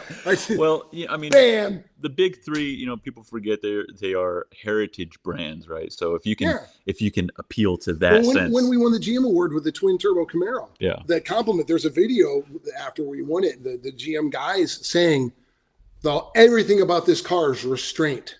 There's a billion things changed on it, and you can't see any of it unless you know. Like, we took the freaking roof rail, rain guarders, and moved them in 1/8 of an inch. Just tucked them against the body better, but kept it there. And there's stuff all over that car, and they were jonesing on the restraint, that it's so tasteful. It didn't have flares and wings and this and that. It's like, oh my God, but it had a 1,300 horsepower, you know, twin turbo from homeboy Nelson, you know, but everything was perfectly laid out and parallel on both sides, and everything done was a nickel and brushed stainless, and, you know, so it looked the deal. The whole thing about that car was a Camaro version of an Aston Martin. Right. I wanted a GT car. I didn't want a pro touring car. We're not going to go Dodge pylons with it. We can. It had a very nice suspension and big Right. bass brakes and all that stuff. Yeah. That's not what that was intended for. It was Yeah. intended to get in and look fucking cooler than you. Yeah. And that's what that car, you Yeah. know, that's the car the chick's going to get in. That one. I have no doubt that the owner has any problems there. So, but it's all staying to the theme. So everything Right. about that car was a GT, a Aston Martin-ish, a staying in that A theme, envelope. yeah. So all the parts and decisions and colors all got corralled. So it's what helps a build be successful, because if you've got a theme, a style, a backstory, what have you, that makes the envelope tighter. Now you can still come up with a million fun things like the stuff all over the Fairlane or Right, the yeah. Martini or the Anvil or da-da-da-da-da-da-da-da, but they all have to follow that idea. So nothing's like, you know, all over the freaking place. You touched on this a little bit before, but you mentioned, some builders run into trouble where they start off with good intentions. They have a lot of the great ideas, but then they try to put all of them into a single car. Yeah. How have you avoided that? I try very hard at focusing on when to say when and the restraint. And I also bounce it off people. You know, Kelly's one of my main sounding boards, and I'm like, Kel, where are we? Where are we? We're on track, right? With what we got. These mods are on the money, and these are trick, and this is, you wouldn't even see this if you didn't know it was there, but we're there, right?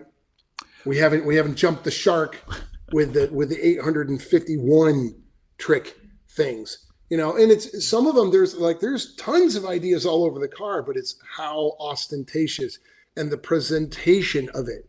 And, Well, I look at a car like this, and it's so perfectly The understated. Yeah, it's very understated. it's completely custom. almost boring.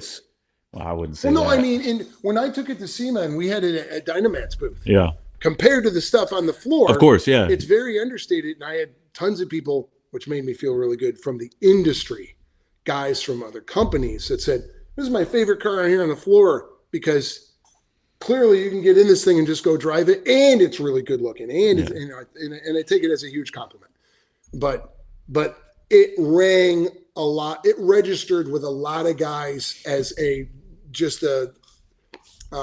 their words, not mine, but refreshing to have just a clean, straightforward, really nicely executed car that the colors are nice and it sits good. And, that's why I got into cars, was cool cars like that, and that it is different. That stands out in a field of, 80 cars with 22s on them, and they're overly airbagged and slammed in the ground, and 4 turbos and more, It's a style, rapid but prototype parts all over it, and blah. it's a style. But is it timeless?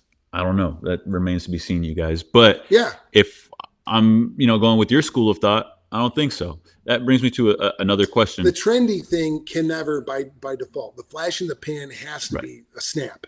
Okay, so then I've asked this question to a few of my guests. What trends have you seen go that you're, one, glad to have seen go, two, some that you wish would have stayed or you think could have had more, and what do you see coming? I don't know about come and go. I understand why the industry and a lot of the fans turned their back on Pro Street because, after Rick Dobberton did you older guys don't know the Pontiac J2000 that he did, that was considered the Pro Street jumping the shark. And yes, there were a lot of cars that were rightfully so slammed as pro fairgrounds cars. They had these big giant motors and super trick everything, and they couldn't get out of their own way if they had to. And that's why one of the reasons why Sullivan did Cheese Whiz. That was the response to that. But I was sad to see that go, because I love big tires and wheelie bars and blowers. Me too. And you know what? Again, as usual, open my big mouth. I don't care that you can go get a way more efficient motor with the brand new blah, blah, It's not the point. It's not the point. Hot Rod or Pro Street is about imaging. And if you tooled up in a car that looks like an ex-pro stock car, and it's got a real motor in it, and it can at least hold its own, I will dig that over anything I build. I still love that gnarly drag race look, big tire, wheelie bars, blower. Or Did you ever get injectors. bit by the bug? Like, did you ever I spend a have lot? one. I know you have one, but Coming I mean, to a you're super. fairgrounds near you in You're a little while. yeah, you're super busy. You're building all these cars. Yeah. Did you ever have a time where you were doing a lot of racing? No, but I was involved in a lot of racing. Yeah, I've been I involved. can imagine for sure. But built some badass cars. So what I have seen though, I've enjoyed the evolution. Is I've seen at big shows like the Grand National and other stuff. I've seen guys who started out as the kind of rough around the edges rat rod guys, and 3-4 years later, they're actually building. It's still a traditional car, but it's actually a really nice car, even if it's still in primer. I mean, sits right. Stuff is neat and tidy. Looks good, looks like an early hot rod. Yeah. So even they got sick of the, nuts and bolts rattling off the thing and built a really nice car. Well, they probably started making a little bit more money. Right. And the car stays true to the era that they enjoy. Right. It still looks like a 50s car. I'm more into late 60s when drag racing heavily inspired hot rods. Yeah. Oh, yeah. Like for those of you guys old enough to know, like Cole Cutler's sock motored black Ford, 30. I think that one was a 33. Big motor, big tire on a hot rod, or say hot rod, not street rod. I've got a little 1931 Model A pickup, and that's getting polished rear wheels. It's going to be Hugger orange, and it has a tunnel ram 327 with a Muncie 4-speed. I love it. And an old Culver City quick change. And it's definitely when hot rods were inspired by the drag racing thing, big and littles, for sure, more aggressive stuff. So that late 60s show rod drag race, back then it also would have been, besides Hallibrands, you would have had polished torque thrusts and of course, that kind of stuff. So that I'm very, very, very into. That 60s to 70s drag race influenced. Even though a lot of the cars you see, for me, if they're older spin, a lot of them are very NASCAR influenced, but that kind of lends itself to those. I like them both, yeah. But though if somebody asked me to build a Pro Street car, right now. Yeah, let's do it. Right now, man, bring that Vega here so we can tub that and put a big block and a stick in that son of a bitch. You heard it. Love to. I miss that stuff. I really liked it. And now with technology and better radiators and cooling and fuel injection, could have an 8-stack on a big block and drive that will run cool, and you can drive around and still have. In fact, it'll be even more realistic because now the thing will make real horsepower. Yeah, and you can smoke those 31s in the back. Right now with technology, you could build an amazing Pro Street car. So there's no reason. I mean, bring it. Bring it out. I would love if somebody would either hire me to do it, or somebody from the middle of nowhere shows up at SEMA with something tubbed and God, yes, please. You started describing one of your early inspirations. I believe you said it was a cousin of yours. Donnie's Camaro. Yeah. He had side pipes, Lakewood ladder bars, hijackers. Yeah. He probably had what? He had Krager SSs. I'm trying to think of the tires. He probably had Indy SS profiles. Okay, there you go. Raised white letter. So people have called that day 2 style. That is day 2. Yeah, that's 100%. Day 2 as it could possibly be. I've seen a little bit of a resurgence. I watched this stuff. I'm thoroughly into it, and I have a couple of them that I've had designed, and then there's a couple of them that I've built that we've done under that guise. Like the Road Bee was one of them. Oh, cool! Yeah. I mean, that was tubbed, but there was a bunch of things like that. I'm all about it, and I think and it's easy to build. Yeah. And do right, take some research. Yeah, it takes. That's what I like about it. Coil and the yellow super stock wires. And that, there are key parts that need to be on there to be accurate. That's what I dig about it, is that if a person now wants to build one, they either have to have lived during that time and known, or you're going to have to do a lot of research. You're going to have to do some research to get the parts that were there in the day. Take some cues, guys. You want to get featured in Street Muscle, send me your day 2 cars because I like them. And, I like them a lot. And it's easy to build besides the research. And that's the other thing. Massive restraint is the key. Yeah. You want the right, Well, valve covers. Oh the yeah, for spark sure. plug Yeah, wires, the coil, gold the Moroso rims valve and covers, the whole there deal. you Yeah, go. yeah, for sure. T-bars on it Yeah, for the hold downs. yeah. The sun tack. Oh yeah, yeah. There's You know, yeah, there's those 8, 9, 10 parts, and then you stop. yeah.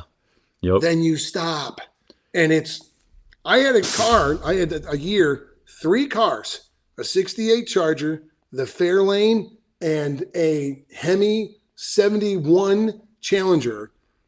They all became cover cars, centerfold cars, and the Fairlane did all of its huge award winning. I had all 3 of them at SEMA in 1 year, and all of them were asked to be on covers and do all this, and all 3 of them fucking cars had 15-inch wheels on them.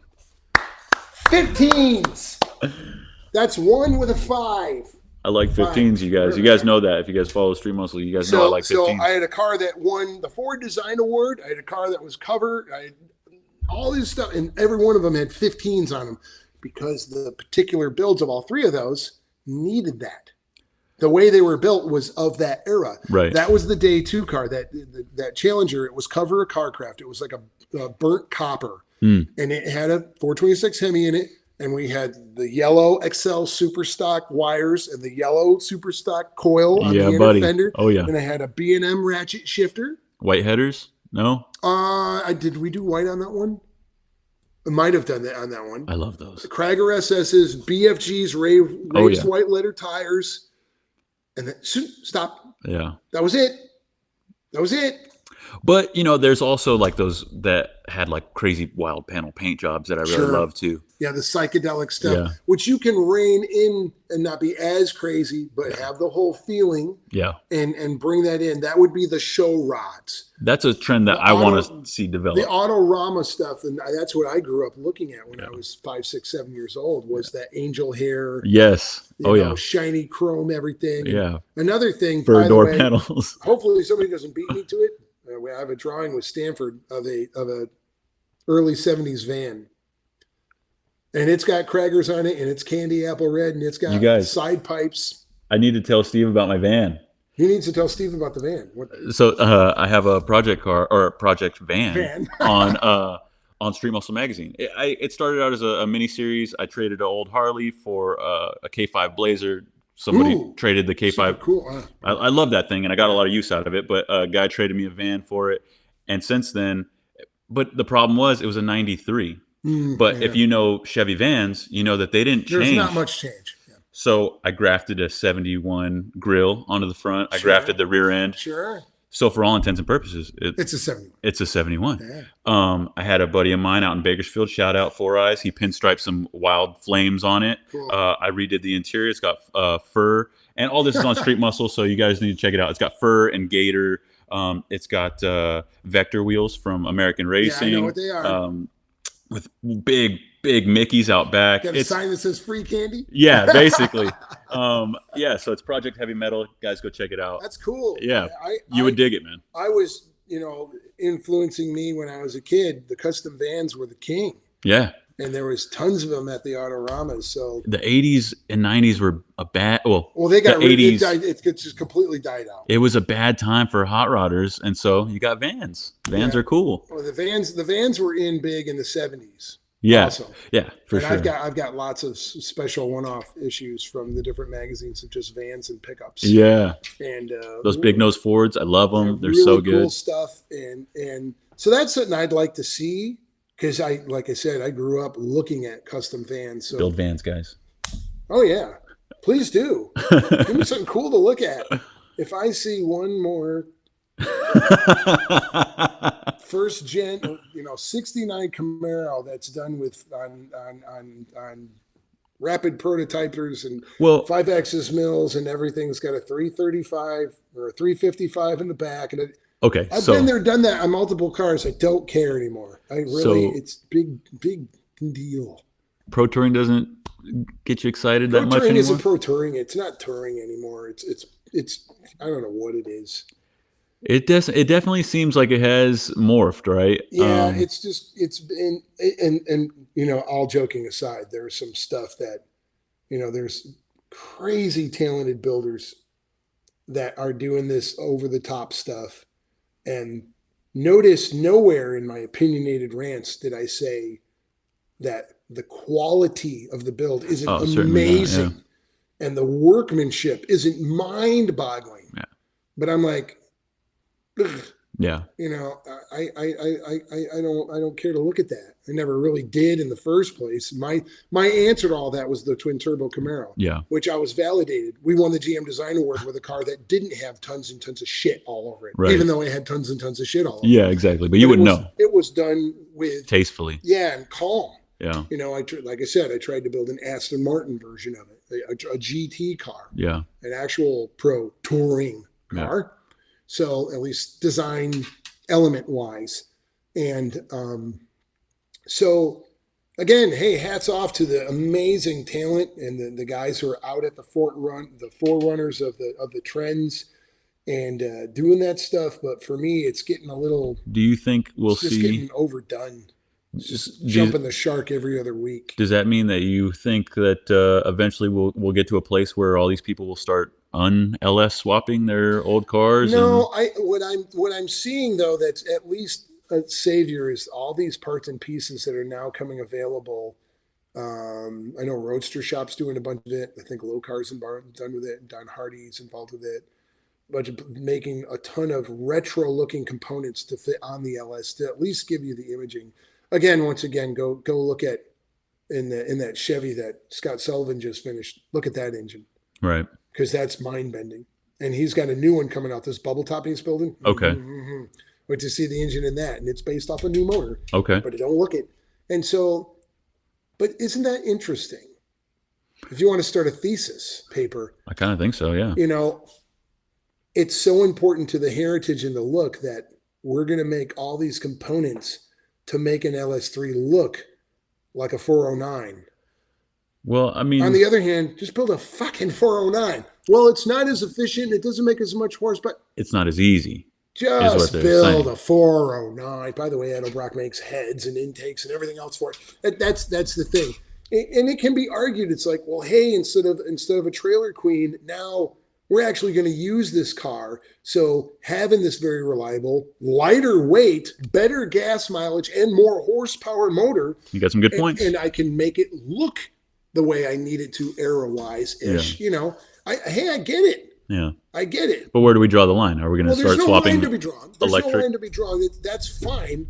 But for me, or take myself out of it, the 2%ers, I call them, this imaginary group of the dudes who get it, they're still going to be the more impressed when you show up with something really, really way bitching and it's got an actual 409 in it.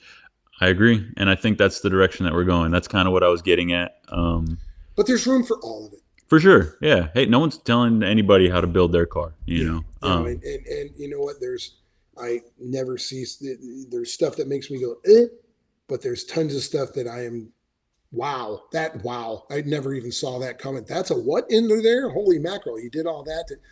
So there's just so much talent now, so much ingenuity, so much creativity that's happening. The newer builders that are coming up and the old school guys like, Bobby Alloway, Dave Tucci, Jesse Greening, Rad Rides, Troy, of course. Always that guy. Always, when he decides to show up, just takes the bar and throws it out the window. Yeah. Troy Ladd at Hollywood Hot Rods. Scott Bernowski's at Hot Rods and Hobbies. All these guys at any time can show up with something. Andy Leach can show up with something that will just knock rip your socks the off. book up and throw it away. And you're like, oh, God, wow.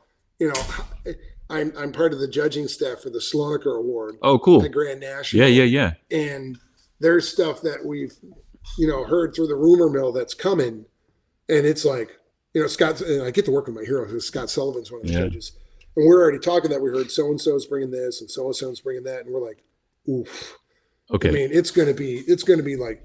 Steve, I got to ask you, because you're a no bullshit kind of guy. Yeah, it appears I open my big mouth. And I've asked this question before, and I'm not going to say people tiptoed around it, but I didn't press them too hard either. We'll see, as long as it doesn't get me sued. No, I just want to know, in that arena, when you're judging or being judged, how much do politics come into play? It's a very good question. For me, because of the same thing I did when I filmed the TV show, I would not allow any scripts or fake anything. The judging staff that I was with was Dave Lane and Scott Sullivan and myself, and there's a couple of other really, really amazingly gifted, talented people who were involved with the judging. And there was discussion because all the cars are at such a certain level. Right. And there's certain builders, and you want to keep everything cool. But the bottom line is none of us would agree to shifting something for the sake of making somebody happy. It's like, can we legitimately say that so-and-so can take the blah, blah, blah award? Yeah, because on what? Well, because of this and this and this and this on the car. All agree? All agree. Fine. So there is a consideration for the political side of things that I've seen being on both sides of judging, being a judge and being judged. I think it's also the arena. There are other things that are not Grand National Roadster Show that I will personally say that I think there was a ridiculous amount of politics. And I think certain people were favored even if they pulled up with a trash can with wheels on it. Right. That's my personal belief. Well, there has to be some overlap when you have certain sponsors for an event, and then but it really shouldn't affect what's the nicest car sitting there. Certainly, I'm in agreement there. But I'm asking you because you've been a part of being judged and judging. You know what? I've been part of things when I think it was. There's been things that me and other builders were a part of, and off the side. We already agreed that, amongst the group of us, that this other car was the car. Right. And it didn't win and that one did. And we're like, interesting. I didn't vote that way. Did you vote that way? No. Did he vote that way? No. Then That's how in the hell did it, somebody up top of us must have changed it because we didn't vote that way.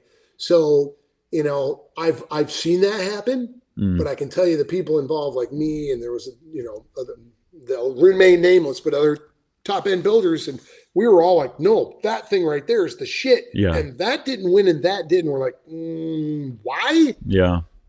So. Interesting. I guess it depends on the show. But I can tell you the dudes that I hang with, like say Troy Ladd or Scott Bronowski or Bobby Alloway, those guys know, they know when you're in a room and if that thing, whoever built that, if it's hip, it's hip. Right. And we all know it's hip. Take it away for sure. We know it's the car that's here. We know that's the one that's slamming this year. It's that simple. Well, all these are peer judged. And I guess that's why, right? There's peer judging. And you know what? I'm happy to report the people I've been involved with check the ego at the door and they're trying to do a righteous right job or they're treating judging like they would have liked to have been judged if it's one of their cars being judged. So the guys that I'm fortunate enough to be around are honest cats that are looking for the best of this and that. And there's no candy. There's no sugarcoating. I mean, Sullivan, I had a conversation with, again, we'll leave names out and said, dude, this paint here is blotchy. It's blotchy right here. It's blotchy right there. I hate to tell you that. And I don't want to burst your bubble. Blotchy's blotchy. Right. You're not convincing me. I know what I'm looking at. Yeah. And if Scott Sullivan's telling you that. Sorry, but he wasn't doing it to be a prick. He was saying, you want an explanation? I'm giving you an explanation of why you didn't reach A level. Right. Because this is not an A game car. Not because you aren't capable of doing an A game car. This one slipped. That's all. It's that simple. And everybody at this level really knows that anyway. You know. Yeah. If your A game's here or not. Or you're just banking the odds and maybe somebody else didn't bring something that's nice. Have you ever partnered up with another builder to work on a project? And have you seen that? Not that I remember. Done? No.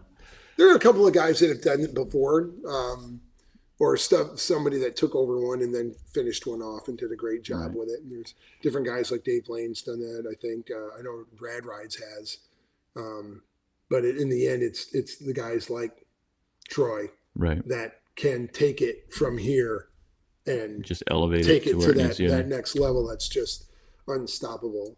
I can't say enough nice things about Rad Rides. I mean, those guys always just. Yeah, Troy's he's They a nice guy, always, man. he's the greatest, super nice, polite, humble, and at any time can bring something that will just level the field. Just level the field. He's got his whole thing going on like Netflix or Amazon or something like that. Tell me about your time behind or in front of the camera. Yeah. You mentioned a moment ago that you didn't like happy with it. script. We didn't allow any nonsense, and I thought it was a very good depiction of what happens here at the shop and how I think and how we execute and do. Yeah. I was very pleased with it. I went to a whole bunch of homes. I think like 75 million homes or whatever it went to. So it was fine and dandy, and I'm very pleased. What did with that it. originally air on? Was it Discovery? Motor Trend. Okay. Yeah, which is owned by Discovery. Yeah. So I was really happy with it. There's not a whole bunch of whatever nonsense to talk about. It was put together, and it was a big honor, and I was very pleased with the end result. And I got tons and tons and tons and tons and tons of positive feedback from the people out there that approach me at different shows or see me at In-N-Out Burger or wherever. Yeah, hell yeah. Really like it. And the compliment I got is the compliment I wanted. The compliment I got wasn't like, dude, you build the baddest cars in the world. The compliment I got over and over, which is exactly what I want, is thank you for having a show with none of that fake, stupid drama. And they actually show a pro shop building a pro car and explaining, because I, as a real car guy, that's what I want to see. I don't want to see people fake arguing and throwing wrenches. Steve, I wanted to see you throw a chair. Yeah, what? Come I'm on. Gonna throw a chair. Sorry. That was the 9 times out of 10. That was the compliment. Not, you're the best car builder ever. Your designs are the coolest in the world. It was, thank you for doing a car show that wasn't stupid. No, I'm appreciative of that. I was really happy that that's the compliments we got, because that's what I wanted. Definitely. It's definitely what I wanted. Being genuine, I think, is a theme with you. Yeah. And everyone can see through it anyway. People aren't stupid. Right. They'll see it on the home. If it's goofy and made up, then it's goofy and made up, and that's that. So I just wanted to show what we did here. Yeah. Well, Steve, I got like one last question for you, and then I'll let you plug whatever you want to plug, talk about whatever you want to plug. Right. I guess one question that I ask every builder that I have the pleasure of interviewing is, what is your favorite part of your process, from build, like conceptualizing to the end result? What's your favorite part, and why? It's hard.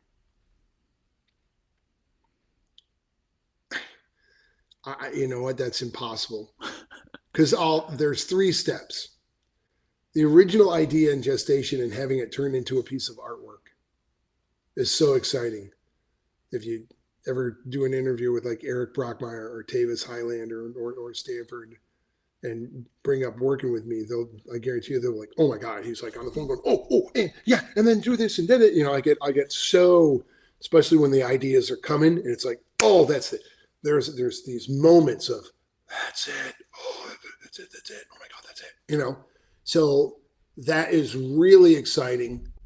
And then in its own world, watching it come to form, and that little neato thingy doesn't have to be the biggest major thingy, like those little handles on the Fairlane, Yeah.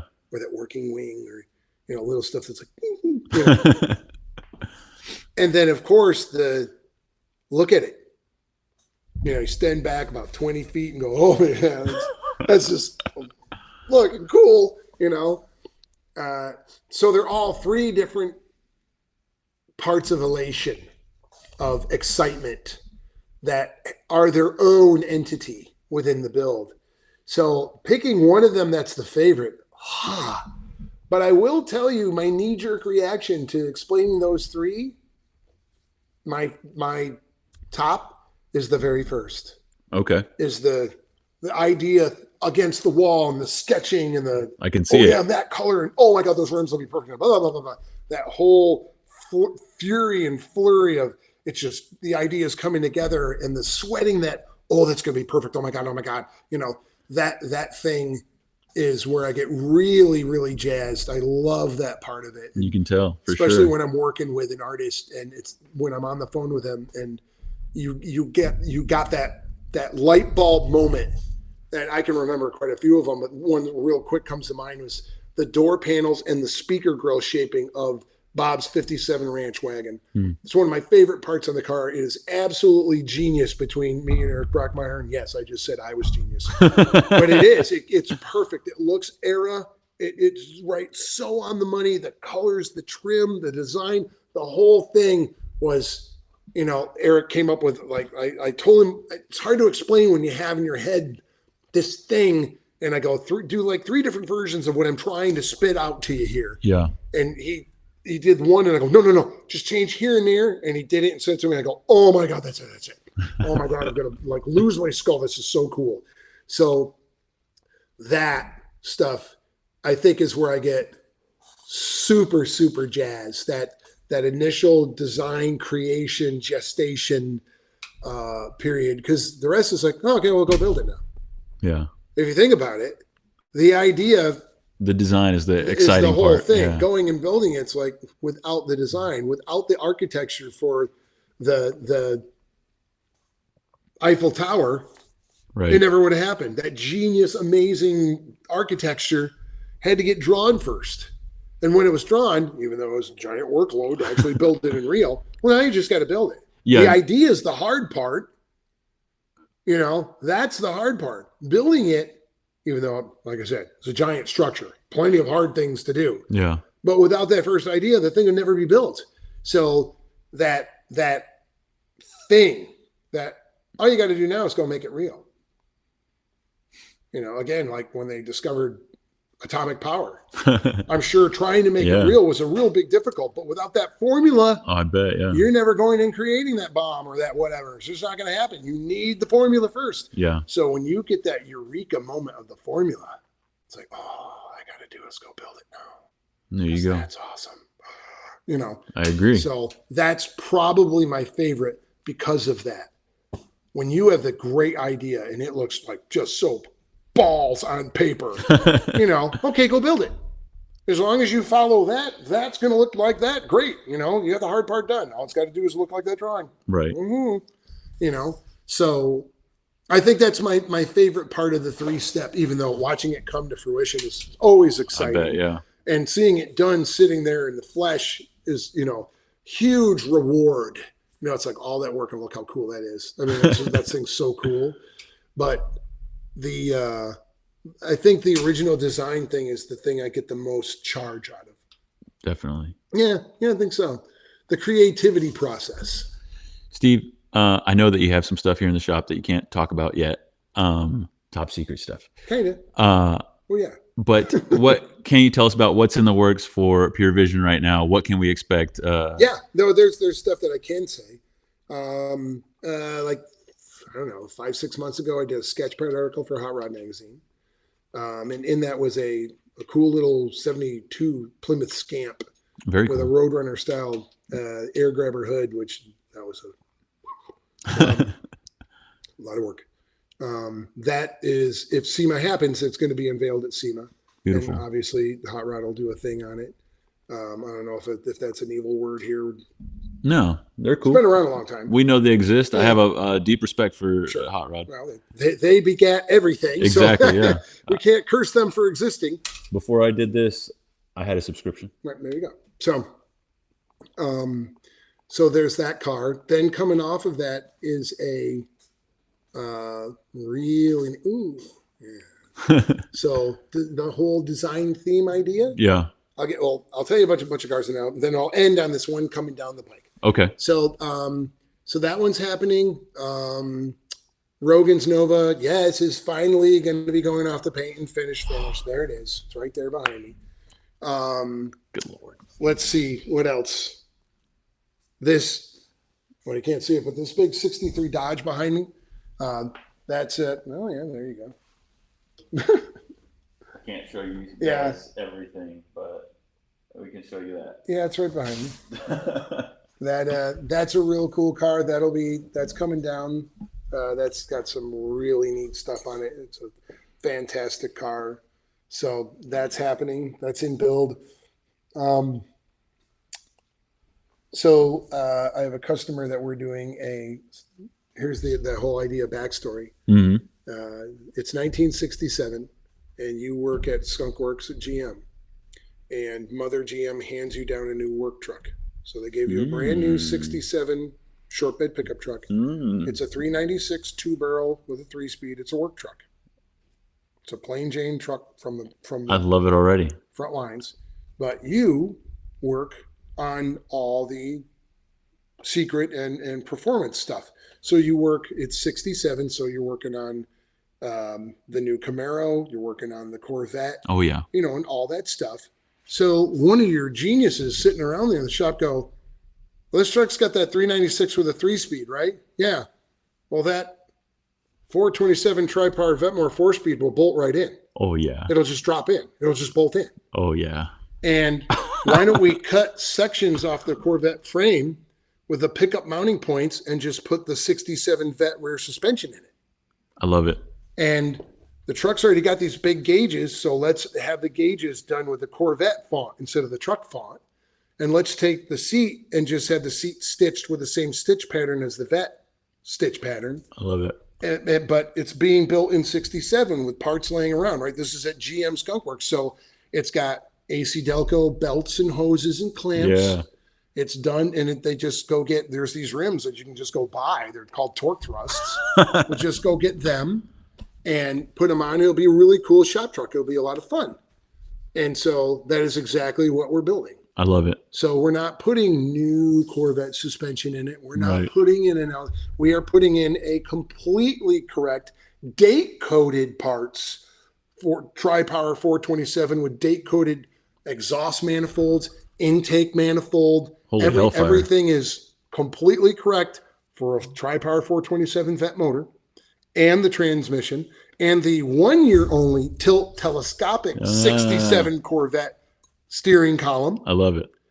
And so it's going to be done with all GM parts from 67, Very cool. like it's been built there. And when we're done with this thing, obviously we'll have our fit and finish and quality of detail. We're keeping that big giant thing in the firewall of the factory AC, but we're running vintage air, which you won't see. We're Very running cool. the hoses through the factory Yeah. outlets in the big, trunk case there in the, Yeah. in the firewall. So it'll look completely legit. Very cool. And we'll use the factory AC vents from the truck, because truck had AC options. Right. And it's going to be in that. There's a color that came on the vets called silver blue. That's its actual name. Right. So we're running that. And 20 years from now, the truck will never look out of style. I love it. It'll be a really nice short bed C10 on torque thrust. But Yeah. you open the hood, it's that triangle chrome air cleaner. Yeah. 427. There's no way it'll ever look out of style. It'll never look uncool. You always open the hood and everybody will be like, well, that's cool. A tri-power 427. How wrong can that be? And A truck. maintenance and driving it and owning it will be nothing.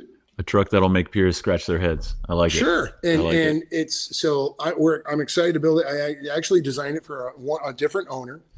And he decided to keep spending money on his land speed racing. Hmm. And the new owner is Bob Florian from ARP. Oh, cool. And I was telling him about it at lunch. Yeah. We're sitting up at the Ventura Pier getting shrimp tacos. And I'm like telling him about it. And he goes, I never heard of that before. And I go, oh, I did it for Poteet. I designed it. And it was George Poteet. Right. And George decided, not to build it, which fine. I said, hey, whatever. It's a free country. And we went walking out in the pier and we're like hanging out. And he goes, we got to build that truck. Yeah. And I go, what? He goes, no, we're going to build it. And he went, and before I knew it, besides bought a truck, he was like researching every 427 tri-power original part he could find. He's got the correct heads. He's got a date-coded block. He's got all of it's the real deal. It's not repop anything. And of course, Jeff Smith is building the motor. Oh. Perfect. So that's going to be fun. Now, and the thing is like you kids at home, besides, minding your P's and Q's and making sure the welding is right, integrating the rear frame stuff, there's nothing difficult about this build. Nothing. Zero. There's no There's nothing difficult. And you wouldn't have to do the date coded stuff. You could do the same idea with a small block 327. You could do the same thing on a bunch of stuff. It doesn't take big money. All it is, again, it's the good idea. Building it's not the hard part. Well, the good idea. Well, you could do it. All this, the day two thing, or this truck we're talking about, yeah, it is not buku money, and it's not buku Good talent. Yeah. It's research, finding the right part to pull the theme off, and then going out and doing it. Yep. That Get a attention to paper detail. route. Yeah. You know, mow some lawns, do something. You know, so it's not hard to do something unique. I've never seen somebody else do it. Is this formula impossibly hard? No, Right. not at all. It all exists. I got a big giant crate back there that we bought off a guy in the Midwest that does Corvettes. He took the rear section of a frame of a total 60. It was probably a 66 or 67. They're the same from 300. Right. Took the rear frame, had it sandblasted and E-coated for us, and then restored nut and bolt perfect the whole rear suspension out to the brakes. So when I take the rear section and I integrate it in, the whole rear suspension's already done and restored. It's all bolt in. Fantastic. It's already done. I love it. There was, and you can do other versions. It doesn't have to be the vet thing. That's the idea I Right. use. But there's so many ways to come up with a what if. You know, what's your cool what if for a little Nova, for a little 65 Nova? What would have been cool? You know, what would somebody at R&D would have done with parts that would have been laying around? Do your version of it. And why it works is it's got an anchor. That stuff, whatever that stuff is, it lived in 1965, or it was coming down the pike in 66, and somebody at GM knew about it and borrowed that motor or that tranny and borrowed those rims from or whatever. And it's got that anchor of plausible reality. And that's what, if you build the car, people are like, oh, it's cool. Yeah. Why? Because it's got that anchor to it. Definitely. But it's never been done before. So you've got the unique, cool, different spin on it. That's the magic of the whole thing. Building it, you don't build it. Hell, you know, it's easy. We've come to expect nothing less from Pure Vision. Well, no, I mean, any cat can do that, really. It's true, but you have a certain flair, a certain panache. Oh, God, I have panache. Steve, Anyway, I really appreciate your time, man. Thank you so much for welcome. inviting us into we Pure allowed to Vision. shake hands. Is that like illegal around the country? Here's what we're going to do. We're going to shake hands. And Okay. if you guys don't like it, turn it off. Yeah. Steve, thanks so much, man. And we're back, Greg. That was a fantastic interview, dude. I felt so grateful to be there, and I hope that came across on screen. Steve's one of those guys where, like, you feed off his energy. He's so amped about building these cars. He's so passionate about it. He's been doing it for so long. You might think like, oh, he might get burnt out on it. Not the case, man. I mean, he's just as excited as the car he's building on right now as he was, 10 years ago. And it's incredible to see him in front of the cars that he builds, talking about them. One of the things that I really appreciate about him and what sets him apart is the fact that he has like so many interests that he geeks out on, like a lot of things like I do, right? Like, so he's not just into cars. He likes old BMX bikes. He likes watch design. He likes music and a lot of different stuff. We literally just talked about this, like last Exactly. episode, about how enthusiasts they're not just one kind of enthusiast. 100%. And nobody more exemplifies that than Steve, because those little design cues that he takes, they end up on his cars that he builds. And sometimes, and it involves a lot of research. That's one thing that he was harping on for people who want to build cars, is that it's all about the details. And that's something that we've heard from other builders, but it just seems like Steve takes it to another level. Like he does what he calls he creates a backstory for these cars. Like one of them is the Black Ops Galaxy that we were talking about, or the Fairlane, excuse me. And he said, well, what if Ford had a Black Ops design team that was like, we want to create a race car, and so they're using all this like secret squirrel stuff to build these cars, and then he goes and builds it. So that requires a lot of research, and you got to be like a little bit of a historian, which I really appreciate. Well, I mean, and honestly, stuff like that makes for some of the best projects, where it's like, I mean, you're just reimagining something. I mean, even not to give anything away on Engine Labs, but when you look at something and you see something done and you're like, I wish it had been done this way. So we do it this way. You know what I mean? It's like, yeah, you just reimagine it, and it's going to make for a really cool, project, because you're taking something that's been done and you're saying, well, I don't necessarily agree with or like, or that's not my style. Let me try it. right. No, that's exactly right, man. I'm just I'm so blown away by the little details that creates, and it's stuff that maybe like only the owner or builder would notice, because and that's kind of the point. It's not to be ostentatious with it and like, hey, look at this part of the car. It's supposed to flow seamlessly, and you look at it and you're like, oh yeah, that's how it came from the factory. But little do you know, hours and hours and hours of custom work went into it. It's really cool. But isn't that one of the highest forms of praise, is to say something looks factory in the custom car world?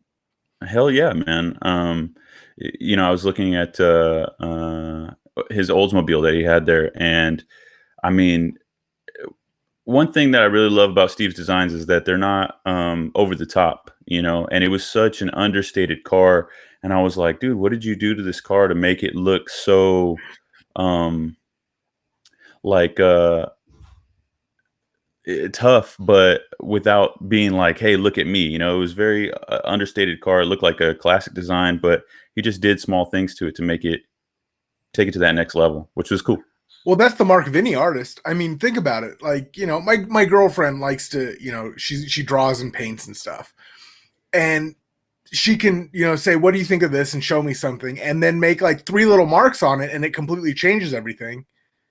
And it's like, I think that right there is the key to any artist. And these car builders are artists. Don't get it twisted. Just because they're into, metal and cool stuff doesn't mean they're not artists. 100%. You get those small little touches and completely transforms things without changing really anything. Yeah. He and that's the thing about Steve. He's so humble that he's not pretentious at all. And when he describes his work, he's like, oh well, he talks about being a craftsman and an artist, but it's not like one of those cringy kind of like, oh yeah, you're an artist, because we know, because we work in this industry and these guys are artists, but a lot of times I think that, and Steve touched on that too, when they try to be too artsy fartsy, or they try to get a little bit, they have these creative design ideas, but then they take it like too far. And we've all seen cars like that where it was like, oh, you just missed the mark, like it was almost there. Yeah, he was there, and then he went past the line. Yeah. But yeah, so it was a real pleasure to be there, man.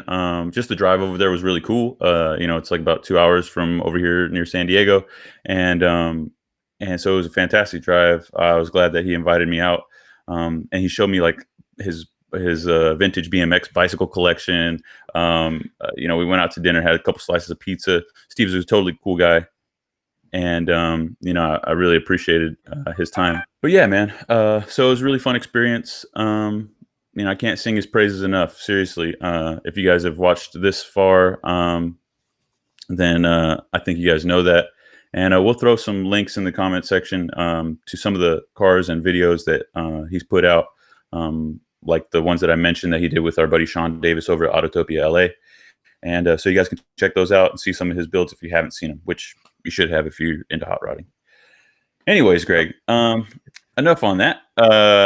What do you got going on in Engine Labs, dude? What's up with this week? I actually have 2 cool things. Little basic on the surface, but really cool. Ford is back in the dirt track game with a sprint car engine that they developed with Tony Stewart Racing. And before anybody just turns their brain off because they're like, well, I don't care about dirt track racing, these parts are going to end up in the Ford Performance catalog. And this is a big shift because it shows Ford Performance getting back into the game. Right. They kind of exited for a while with some corporate, re-strategizing, or I don't speak corporate speak, so I don't know what the right word is. But, they kind of stepped away, and now they're coming back on the enthusiast level. So that's really good to see. Plus, it's a really cool engine program. That's awesome, man. And then, oh no, Chevy, not re-release. They're producing again the 350. Yeah, man, I saw the Gen that. 1 350, like regular, not a crate engine, not a performance engine.